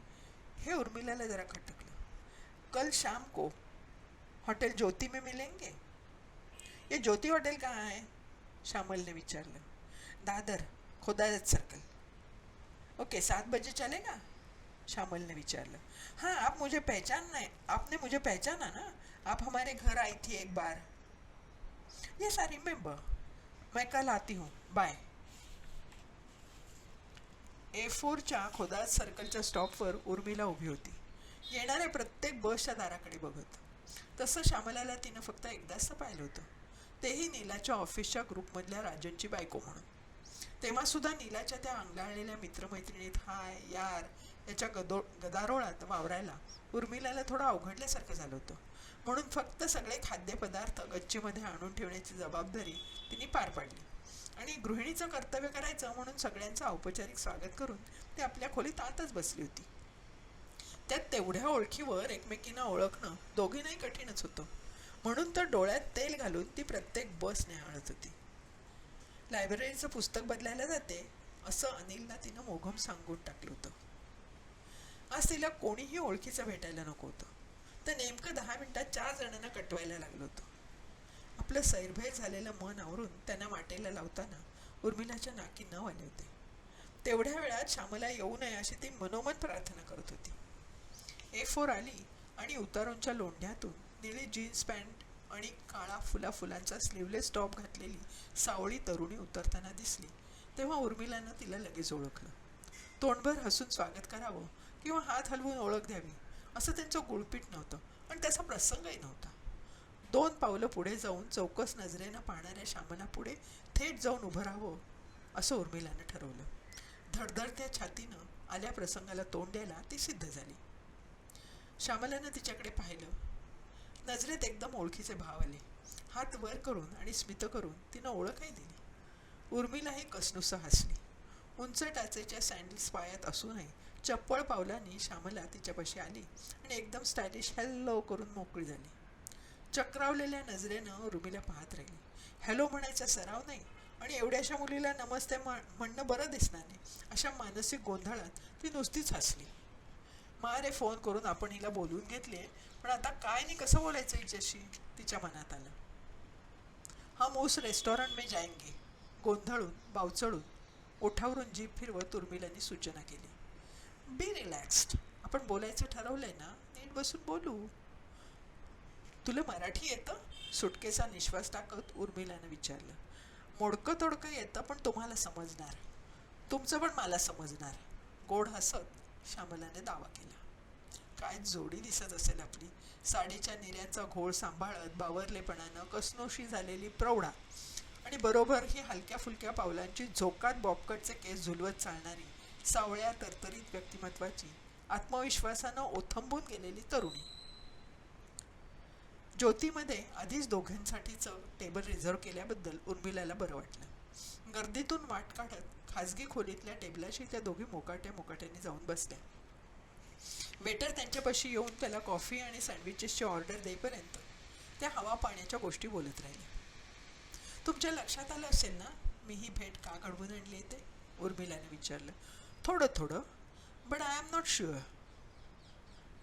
मग उर्मिलानं एकदम थेट मुद्द्याला हात घातला. राजन आणि नीला म्हणजे त्या दोघांनी एकमेकांशी लग्न करायचं ठरवलंय हे तुम्हाला माहिती आहे? मग तशी आयडिया आहे मला. तुम्ही माझ्या मुलीच्या वयाच्या, तुमच्याशी अशा परिस्थितीत बोलायला लागावं ह्याचं वाईट वाटतंय मला. खूप चमत्कारिक वाटतंय. डोळ्यात जमणारं पाणी आणि घशात दाटून येणारे कळ आवरत उर्मिलाने म्हटलं. It's all right, be frank. तुझे आई वडील इथे असते ना तर मी त्यांना भेटले असते, पण इट्स ओके. मग उर्मिला म्हणाली, राजन म्हणतोय की तुमचा दोघांचा लवकरच डायव्होर्स होणार आहे. खरं आहे का ते? हो, say within a couple of months. Mutual कन्सेंटसाठी आम्ही पिटिशन फाईल केले. फायनल डिग्री मिळायला 6 मंथ्स लागतात, त्यातले 3.5 महिने झालेत. भावनेनं जराही न हिलावता तिनं दिलेले हे तपशील उर्मिलाला फारसे कळले नाहीत. फक्त डायव्होर्स होणार आहे आणि त्याला हिची काही हरकत नाही एवढं कळलं. आणि तेच तिच्यासाठी महत्त्वाचं होतं. माझ्या किंवा नीलाच्या मनस्थितीचा विचार कर असं सांगणं निर्दयपणाचं आहे. तरी तसं मला म्हणावं लागतंय. मी फार गोंधळून गेले. मी तुला आत्ता भेटायला नीलाला किंवा तिच्या फादरना माहिती नाही आहे. नीला म्हणते की तिच्यामुळे तुमच्या दोघात वितुष्ट आलेलं नाही. हे खरं आहे का? खरं असेल असं वाटतं, पण तरी नीलाचा कदाचित तुला राग येत असेल. मी तुला दोष देत नाही त्याबद्दल. भडा भडा भडा भडा उर्मिला बोलायला लागली. तिला थांबवत श्यामल म्हणाली, ती म्हणते ते ॲब्सोल्युटली खरं आहे. आमच्या डायव्होर्सशी तिचा काहीही संबंध नाही. So I have nothing against her किंवा you need not worry about it and no need to feel guilty about it, श्यामलने सांगितलं. अगं हे सगळं पचवायला ना मला खूप जड जात आहे. आपल्यापेक्षा 8-10 वर्षांनी मोठ्या असलेल्या लग्न झालेल्या माणसाशी नीला लग्न ठरवेल असं मला वाटलंच नव्हतं गं. हे बोलताना उर्मिलाचे हातपाय अक्षरशः कापायला लागले. And religion is another hurdle, हो ना? श्यामलने विचारलं. अगं तू सांग, किती किती ॲडजस्ट करायचं आम्ही? अर्थात हे नाही मला तुला सांगायचं. अर्थातच what you really want is, मी रागावले आहे का ते पाहायचं होतं तुम्हाला, राईट? हां, थोडंसं तसंच. कुणाचा संसार मोडून त्यांच्या तळतळाटाला कारण होऊन नीलानं आपलं घर मांडावं हे मला अजिबात पटत नाही. त्याची धास्ती वाटते. नाही, नीलामुळे मला कसलाच त्रास झालेला नाही. त्यामुळे व्हॉट इज इट, तळतळाट, त्याचा प्रश्नच नाही आहे. थँक्स, माझ्या मनावरचं ओझं उतरलं. डायव्होर्स गेला मी त्याला अडवणार असं वाटलं का तुम्हाला? खोटं नाही बोलत मी. तो विचार माझ्या मनात येऊन गेला. पण डोंट वरी, आम्ही म्युच्युअल कन्सेंटने डायव्होर्स घेतोय. त्यामुळे केस लांबायचाही प्रश्न नाही. मी त्याला अडवणार नाही. इनफॅक्ट मला स्वतःलाच डायव्होर्स हवा आहे. आणखी काही विचारायचं आहे तुम्हाला? श्यामलने विचारलं. नाही, ही एक महत्त्वाची गोष्ट स्पष्ट झाली, पण तरी माझ्या पुढचे प्रश्न संपत नाही आहेत. राजनची माणसं, त्यांचं दूर केरळात असलेलं घर, त्यांचे स्वभाव, यातलं काहीच आम्हाला माहिती नाही. कसा कोणा तिराहितावर विश्वास टाकायचा, कोणाकडे चौकशी करायची मी? उर्मिलानं हे प्रश्न श्यामलला विचारले. अर्थात ती तरी याच्यावर काय बोलणार होती? ती म्हणाली, नीला त्याला ओळखते, त्यांच्या ऑफिसातले लोक त्याला ओळखतात, त्यांच्याशी बोलता येईल तुम्हाला. But how will it help you? I don't understand. बरोबर आहे, त्यांना काय फारशी माहिती असणार आहे. शिवाय डिव्होर्सच्या केसमध्ये सगळंच वेगळं असतं ना. त्यानं नीलाला घटस्फोटाची जी कारणं सांगितली ती खरी कशावरून असतील अशी मला भीती वाटते. तुझी पण काही बाजू असेलच ना. मला तुझी बाजू ऐकायची. त्याशिवाय मी या लग्नाला परवानगी देऊ शकत नाही, उर्मिला म्हणाली. श्यामला हसली. का का हसलीस? तुमची परमिशन विचारली आहे त्या दोघांनी? श्यामलनं हसत विचारलं. नाही, पण जर काही गंभीर प्रकार असेल तर मी कसून विरोध करेन. नीलाला समजावायचा, रागवायचा प्रयत्न करेन. मी तुम्हाला घाबरवत नाही, पण एकदा प्रेमात पडलं की माणसं विरोधाला दाद देत नाहीत. तुम्ही माझ्यावर विश्वास टाकले तर मी खरंच सांगते, राजन चांगला माणूस आहे, as a husband and as a human being. पण आमचं जोडलं नाही. तेच का जोडलं नाही? तुम्ही दोघंही ख्रिश्चन, दोघांची भाषा, समाज, चालीरीती सगळं सारखं, तरी का जमलं नाही तुमचं? एका रिलिजनचे असून जर तुमचं जुळलं नाही तर ह्या दोघांचं कसं काय जमेल? उगीच नंतर रडारडी, पश्चाताप असं काही व्हायला नको आहे. राजननं काय सांगितलं तुम्हाला? आम्ही का वेगळे झालो? तो म्हणतो की तुला हे लग्नच नको होतं, पण आईवडिलांच्या दडपणामुळे तुला लग्न करावं लागलं. हेच लग्न असं नाही, मला लग्नच करायचं नव्हतं कोणाशीच. पण माझ्या पेरेंट्सना ते पटेना. मलाही त्यांना त्यावेळी नीट समजावून सांगता येईना. राजनला नाकारण्यासारखं काही कारणही नव्हतं. नाही, श्यामलनं सांगितलं. अगं पण तुला का नको होतं सगळं? कारण मला पुरुषांच्या कंपनीची गरज वाटत नाही. I am too independent. मला माझं करिअर खूप महत्त्वाचं वाटतं. राजनला नॉर्मल 4 चौघांसारखी बायको हवी होती. मी तशी नाही. माझ्या प्रायोरिटीज वेगळ्या आहेत. हे एवढंच भांडणाचं कारण आहे? उर्मिलानं आश्चर्यानं विचारलं. एवढंच? मला हे कारण एवढंच वाटत नाही, पण आणखीन एक कारण आहे, ते फार पर्सनल आहे. श्यामलने सांगितलं. मला पर्सनल गोष्टीत शिरायला संकोच वाटतोय, पण घटस्फोटाची कारणं नेहमीच नवरा बायकोतली वैयक्तिकच असतात ना. So if you don't mind. मला लग्नाआधी कळलं नव्हतं, पण नंतर कळलं की मला तशा अर्थानं पुरुषाच्या सहवासाची गोडी वाटत नाही, अट्रॅक्शनच वाटत नाही. काही विकृती आहे असं नाही, पण तरीही अट्रॅक्शन नाही वाटत. काय करू मी त्याला? रागावू नकोस, पण एक गोष्ट स्पष्ट विचारते, कारण ती खूप महत्त्वाची आहे. Go ahead. तुमच्यात नॉर्मल संबंध होते? तसा काही प्रॉब्लेम नव्हता ना? उर्मिलानं शेवटी तो प्रश्न विचारलाच. प्रॉब्लेम काहीच नव्हता, पण मला वाटतं मिसमॅचिंग ऑफ फिजिकल नीड्स असं म्हणता येईल आमच्या बाबतीत. तुम्हाला जी भीती वाटते तसं काहीच नाही आहे. Okay, thanks. ह्यापेक्षा जास्त काही विचारण्याची जरूर नाही, आणि तसं विचारणं बरोबर नाही. So wish you all the best. I assure की माझ्याकडून त्या दोघांना काहीही त्रास होणार नाही, श्यामलनं जाताना सांगितलं. श्यामलला भेटून परत येताना उर्मिलाच्या मनावरचं दडपण खूपच उतरलं होतं, आणि हे लक्षात आलं तेव्हा तिलाच गंमत वाटली. आपल्याही नकळत आपण नीलाच्या लग्नाला मान्यता देतोय हे तिला जाणवलं. राजनच्या ख्रिश्चन असण्यापेक्षा विवाहित असण्याचं आपल्या मनावर जास्त दडपण आलं होतं. तर अनिलही आलिया भोगाशी तयार होईल असं वाटत होतं.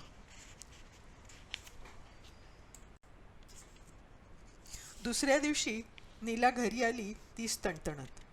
तिचं नेमकं काय बिनसलंय हे शोधायला उर्मिलाला सवडच मिळाली नाही. आक्रस्ताळेपणाने तिने आल्या आल्या विचारलं, आई, तुला कोणी सांगितलं होतं का नाही त्या भानगडीत पडायला? श्यामलला कशाला भेटायला बोलवलंस? काकुळतीनं उर्मिलाने विचारलं. दुसरा काही उपाय होता का माझ्यापुढे? माझ्या पद्धतीनं मला स्वतःची खात्री करून घ्यायची होती.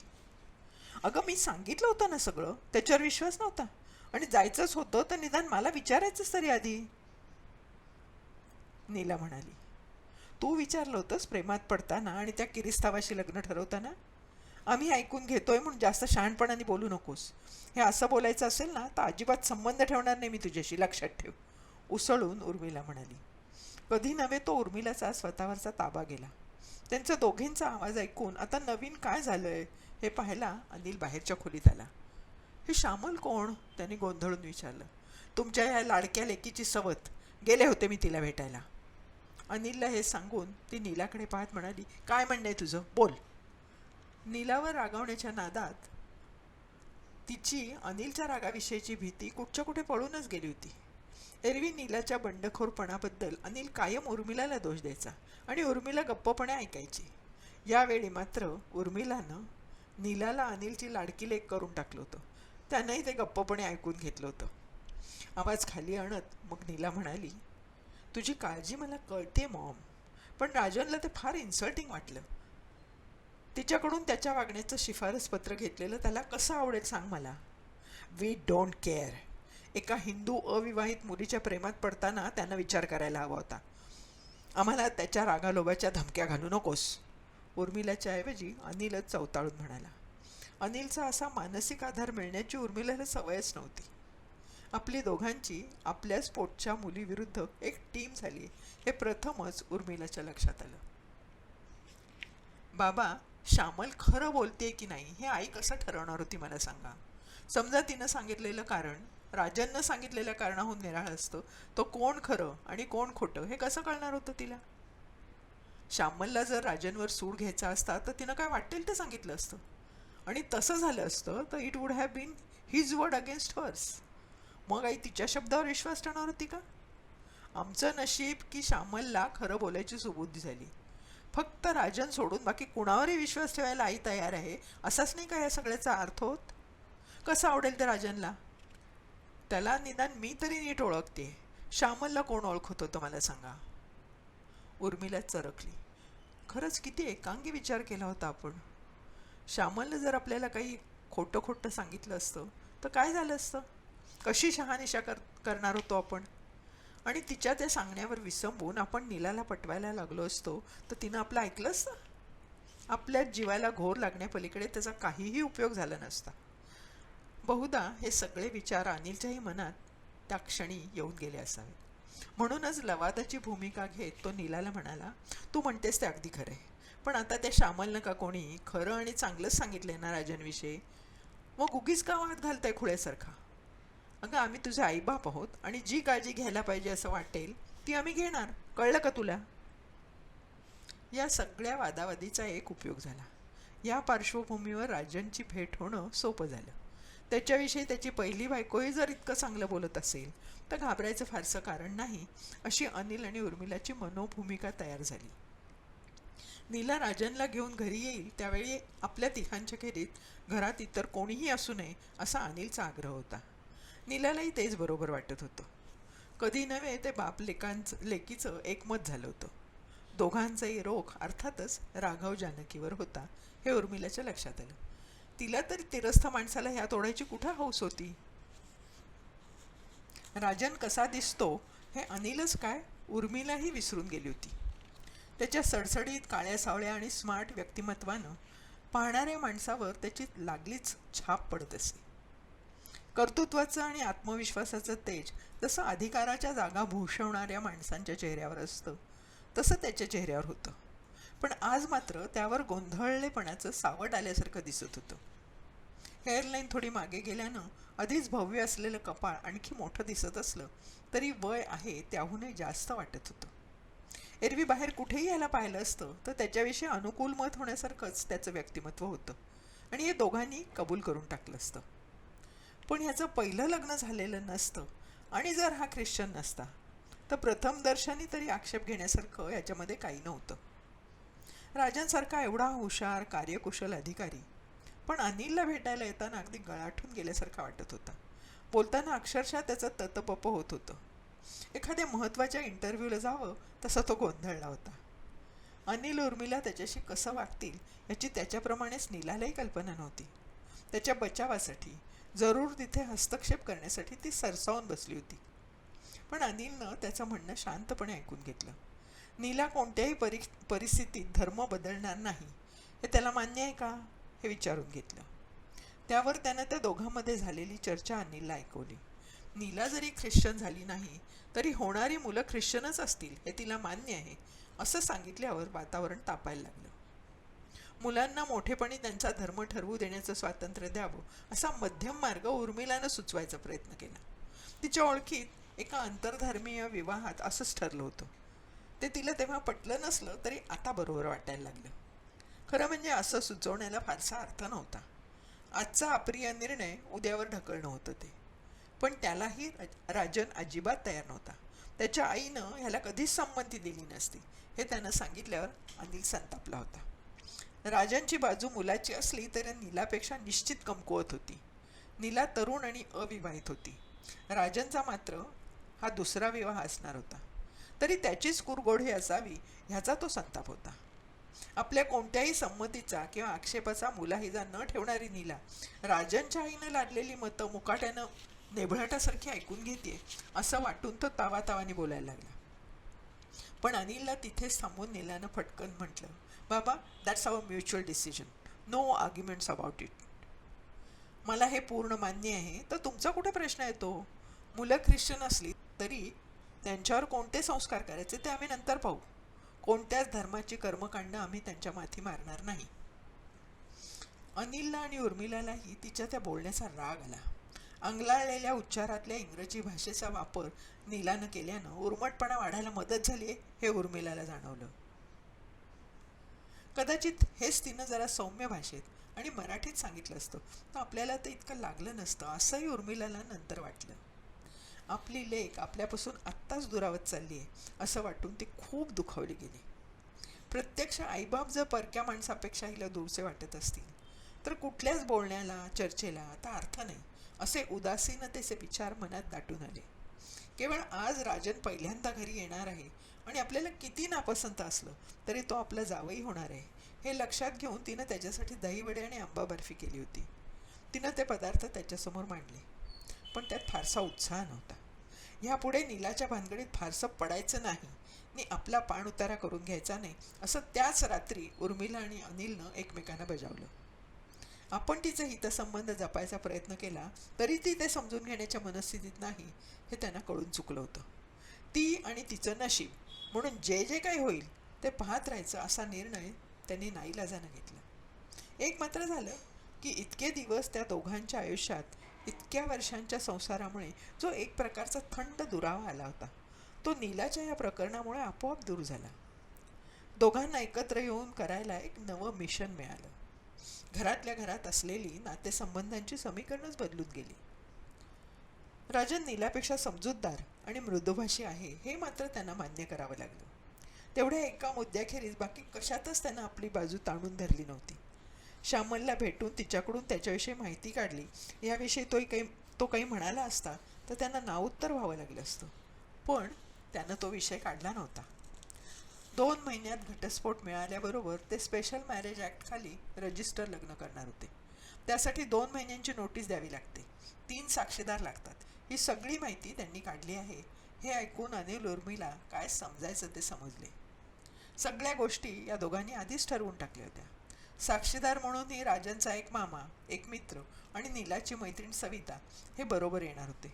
थोडक्यात काय, त्यांच्या मतांना दोघांच्या लेखी फारसा अर्थच नव्हता. त्यांना दोघांनाही थाटमाट नको होता. फक्त एक पार्टी द्यायची आणि त्यालाच जवळच्या नातेवाईकांना बोलवायचं असेल तर बोलवावं असं त्यांनी ठरवलं होतं. एकदा त्रयस्थाची भूमिका घेऊन आपण कशातही लुडबुड करायची नाही असं उर्मिला अनिलनी ठरवल्यानंतर पुढच्या गोष्टी त्या मनानं सरळ झाल्या. राजनच्या विधवा आई बऱ्याच समजूतदार निघाल्या. त्या कर्मठ ख्रिश्चन असल्यानं त्यांनाही हा विवाह मनापासून मान्य नसणार आहे आणि तरी त्या आल्या प्रसंगाला हसून सामोऱ्या जात आहेत हे उघड होतं. पण त्यांचा नाईलाज त्यांच्या वागण्यातून त्यांनी अजिबात दाखवलं नाही. नीलासाठी त्यांनी त्यांच्या दक्षिणी पद्धतीचे 4 दागिने केले होते. 2 भारी साड्या घेतल्या होत्या. उर्मिला अनिलशी बोलताना कसलीही काळजी करायचं कारण नसल्याचं आश्वासन दिलं होतं. त्यांच्या गावी एक झकास रिसेप्शन केलं होतं. त्यासाठी अनिल उर्मिलांना बोलवलं होतं. तिथून ते परतले तेव्हा पुन्हा 4 दिवस निवांतपणे येण्याचं आमंत्रणही दिलं होतं त्यांनी.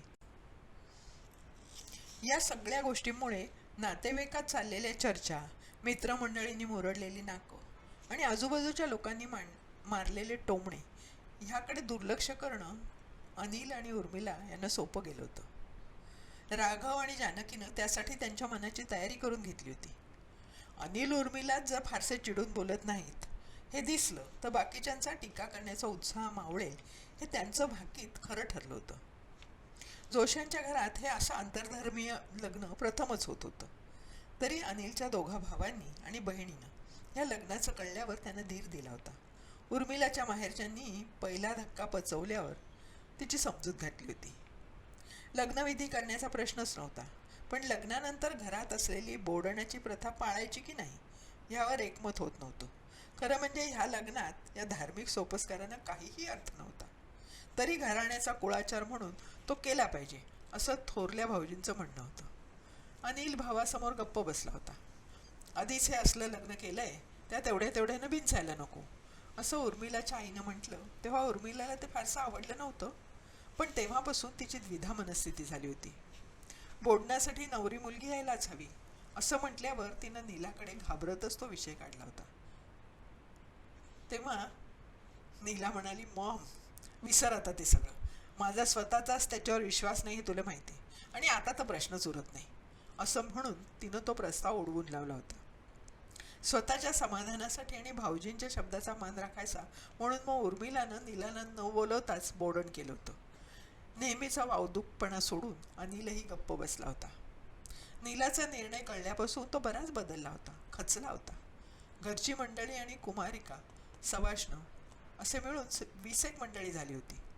मात्र नवरा नवरी दोघांनाही प्रसादही द्यायच्या भानगडीत उर्मिला पडली नाही. नीला आणि राजन एकंदरीत मजेत दिसत होते. आता राजन जोशांच्या घरातही रोळायला लागला होता. नीलाची पसंती चूक नव्हती असं सगळ्यांनाच वाटायला लागलं होतं. सणावारांना त्यांना मुळीच बोलवायचं नाही असं अनिलनं निक्षून सांगितल्यामुळे तेवढे दिवस टाळून त्यांना बोलावलं जात होतं. सण केले नाहीत तरी काही कारणांनी नीलाला आणि जावयाला एखाद दुसरी वस्तू ते भेट म्हणून देत होते. त्यांच्या घरीही कारण परत्वे जेवाय खायला जात. त्यांच्या घरी गेल्यावर आतल्या खोलीत असलेली येशूची फ्रेम आणि त्याच्यासमोर ठेवलेला क्रूस डोळ्यांना खटकायचा. तिथेच एखादा गणपतीचा फोटो ठेवावा असं नीलालाही वाटू नये याचं त्यांना वैषम्य वाटायचं. लग्नानंतर 6 महिन्यात कांचनच्या जन्माची चाहूल लागली. दोघांची वय लहान नव्हती, त्यामुळे तो निर्णयही योग्य होता. नीला कडक डोहाळ्याने बेजार झाली तेव्हा तिला माहेरी आणून काळजी घेणं आलंच. तिला डॉक्टरकडे नेण्याच्या निमित्तानं ऑफिसमधून परस्पर राजन इकडे यायचा, तेव्हा त्याला राहायचा आग्रह करणंही ओघाने आलं. तोही आढेवेढे न घेता राहू लागला. डोहाळ्यात जेवण, ओटी भरणं वगैरे गोष्टी करायच्या भानगडीत उर्मिला पडली नाही. बारसं बिरसं सुद्धा त्यांनी आपल्या घरी आपल्या आवडीनुसार जसं करायचं असेल तसं करावं असं अनिल उर्मिलानं त्यांना सुचवलं. बाळंतपणानंतर नीला नोकरी सोडणार नव्हती आणि उर्मिलावर कांचनची जबाबदारी टाकून जाणं त्या दोघांनाही पटलं नसतं. उर्मिलानं ते अंगावरही घेतलं नसतं. मग राजांच्या आईनं तिथे येऊन राहणं हा एकच स्वाभाविक पर्याय राहिला. थोडं अंतर ठेवून सावधपणे दोन्ही घरं एकमेकांच्या जवळ येत होती. कांचनला वाढवणं, तिची दुखणी खुपणी काढणं हे दोन्ही आजांनी आवडीनं वाटून घेतलेलं काम होतं. राजांच्या आई जेव्हा आपल्या शेतीवाडीच्या कामासाठी गावी जात तेव्हा कांचन आजोळी राहायला यायची. तिला इकडच्या आजीचाही लळा होता. हे असं सगळं नेहमी चालणार असं वाटून मन स्थिरावत असतानाच धुसफुशीची पुसटती लक्षणं दिसायला लागली. पण उर्मिलानं चकार शब्दानं नीलाला किंवा राजनला त्याविषयी टोकलं नाही. कांचनची आजी तिला झोपवताना तिला मांडीवर घेऊन बायबलमधली कवनं गाते आणि ख्रिश्चन पुराणातल्या कथा सांगणारी कॉमिक्स आणते हे कांचनच्या बोलण्यातून कळलं तेव्हा उर्मिलाला थोडा वैताग आला होता. आपलीच मुलगी आपल्याला विरोध करेल हे माहीत असल्यानं तिनं देवाधर्माच्या गोष्टी सांगणं, प्रार्थना शिकवणं कटाक्षानं टाळलं होतं.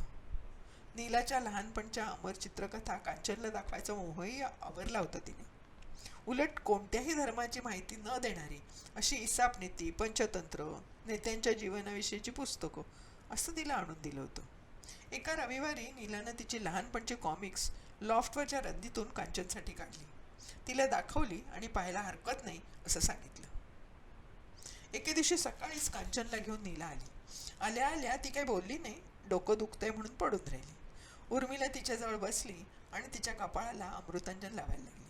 तिचा हात धरून नीला होक्सापोक्षी रडायला लागली. कांचन तिला चिकटली आणि तिनंही गळा काढला. उर्मिला नीलाला थोपटत राहिली. काय झालं ते आधी सांग बरं. तुझं रडणं पाहून कांचन घाबरलीये, कळतंय ना तुला? काय झालं सांग बरं. तुझं आणि राजनचं काही भांडण वगैरे झालंय का? ती तर हल्ली नेहमीच होत आहेत. माझा आता पेशन्स संपलाय. मी कधी आपले संस्कार तिच्यावर लादायचा प्रयत्न केलाय का? राजनलाही कधीच कोणती गोष्टी करायला भाग पडलेली नाही. तर तिघींचा आवाज ऐकून खोलीत आलेल्या अनिलच्या कानावर शेवटची वाक्य पडली. त्याच्या डोळ्यांसमोर 4 वर्षापूर्वीचा प्रसंग उभा राहिला आणि त्यानं ताडकन विचारलं, तिला कशाला सांगतेस मग? आम्ही दोघं त्यावेळेला लग्ना अगोदर बोलायला लागलो होतो, तर दॅट्स अवर म्युच्युअल डिसिजन असं बाणेदार उत्तर दिलं होतंस आम्हाला. आठवतंय तुला? अनिलने विचारलं.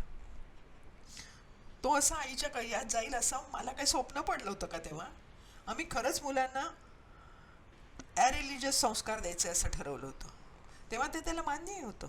तुला आठवत आहे, लग्नानंतर तू बोलावलंस तरीही मी बोलवण्याला आले नव्हते. आता राजन म्हणतो की मी तेव्हा तसं सांगितलं असतं तर तो आला असता म्हणे. Now it's very convenient to say so. चांगलं लक्षात आहे माझ्या. त्या दिवसापासूनच आम्ही तुला काहीही सांगायचं सोडून दिलं. दसऱ्याला, पाडव्याला तुझ्या आठवणीनं मी खूप बेचैन झाले होते. यांनी मला समजावलं. निदान दिवाळ सणाला तरी बोलवावं असं मला वाटत होतं. पण तेव्हाही बाबांनी मला अडवलं. साधा औक्षण नाही कधी करू दिलं तुला. त्यांचं म्हणणं मलाही पटत होतं. हे असं लग्न केलं की त्यातून काय काय होणार ते आम्हाला माहीत होतं, ते आम्हाला दिसतच होतं. उर्मिलाचे डोळे भरून आले. मग हे रॉड्रिग्स लोक का सारखं असं करतात, का करत राहतात तसं? कारण राजनचं तुझ्यासारखं नाही आहे. त्याला आपल्या जन्मदात्रीच्या भावनांची पत्राच ठेवावीशी वाटते.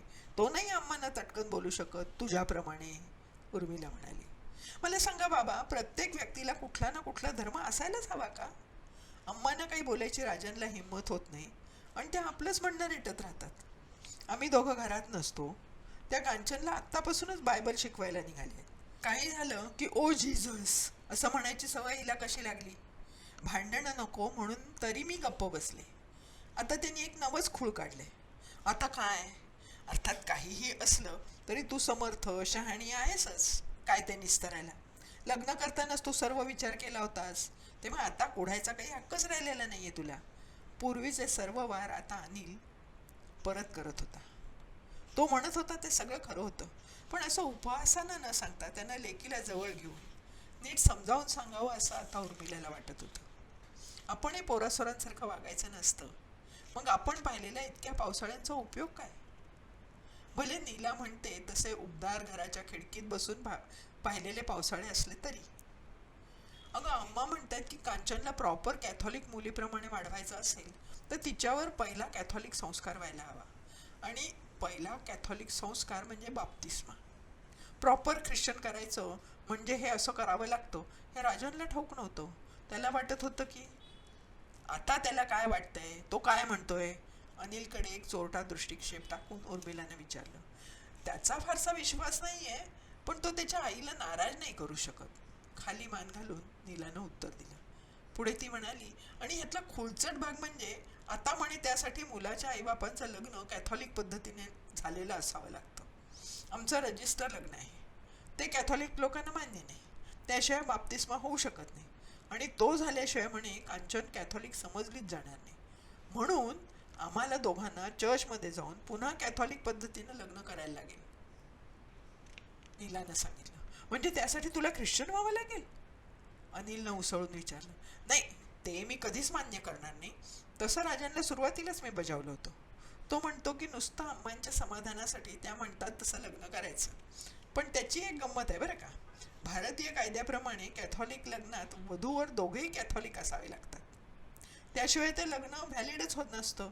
म्हणजे त्या फॉर्मॅलिटीलाही तसा काही अर्थ नाही आहे, वेडगळपणा आहे नुसता. मग आम्ही आता या बाबतीत काय करावं असं तुझं म्हणणं आहे? माझं काहीच म्हणणं नाही आहे, तुम्ही तरी काय करणार? मी नुसतं तुमच्याशी बोलून मन मोकळं करते का, तेवढंही करू नको? राजन कानकोंडा झालाय. ती माझी पण खूप चिडचिड होते.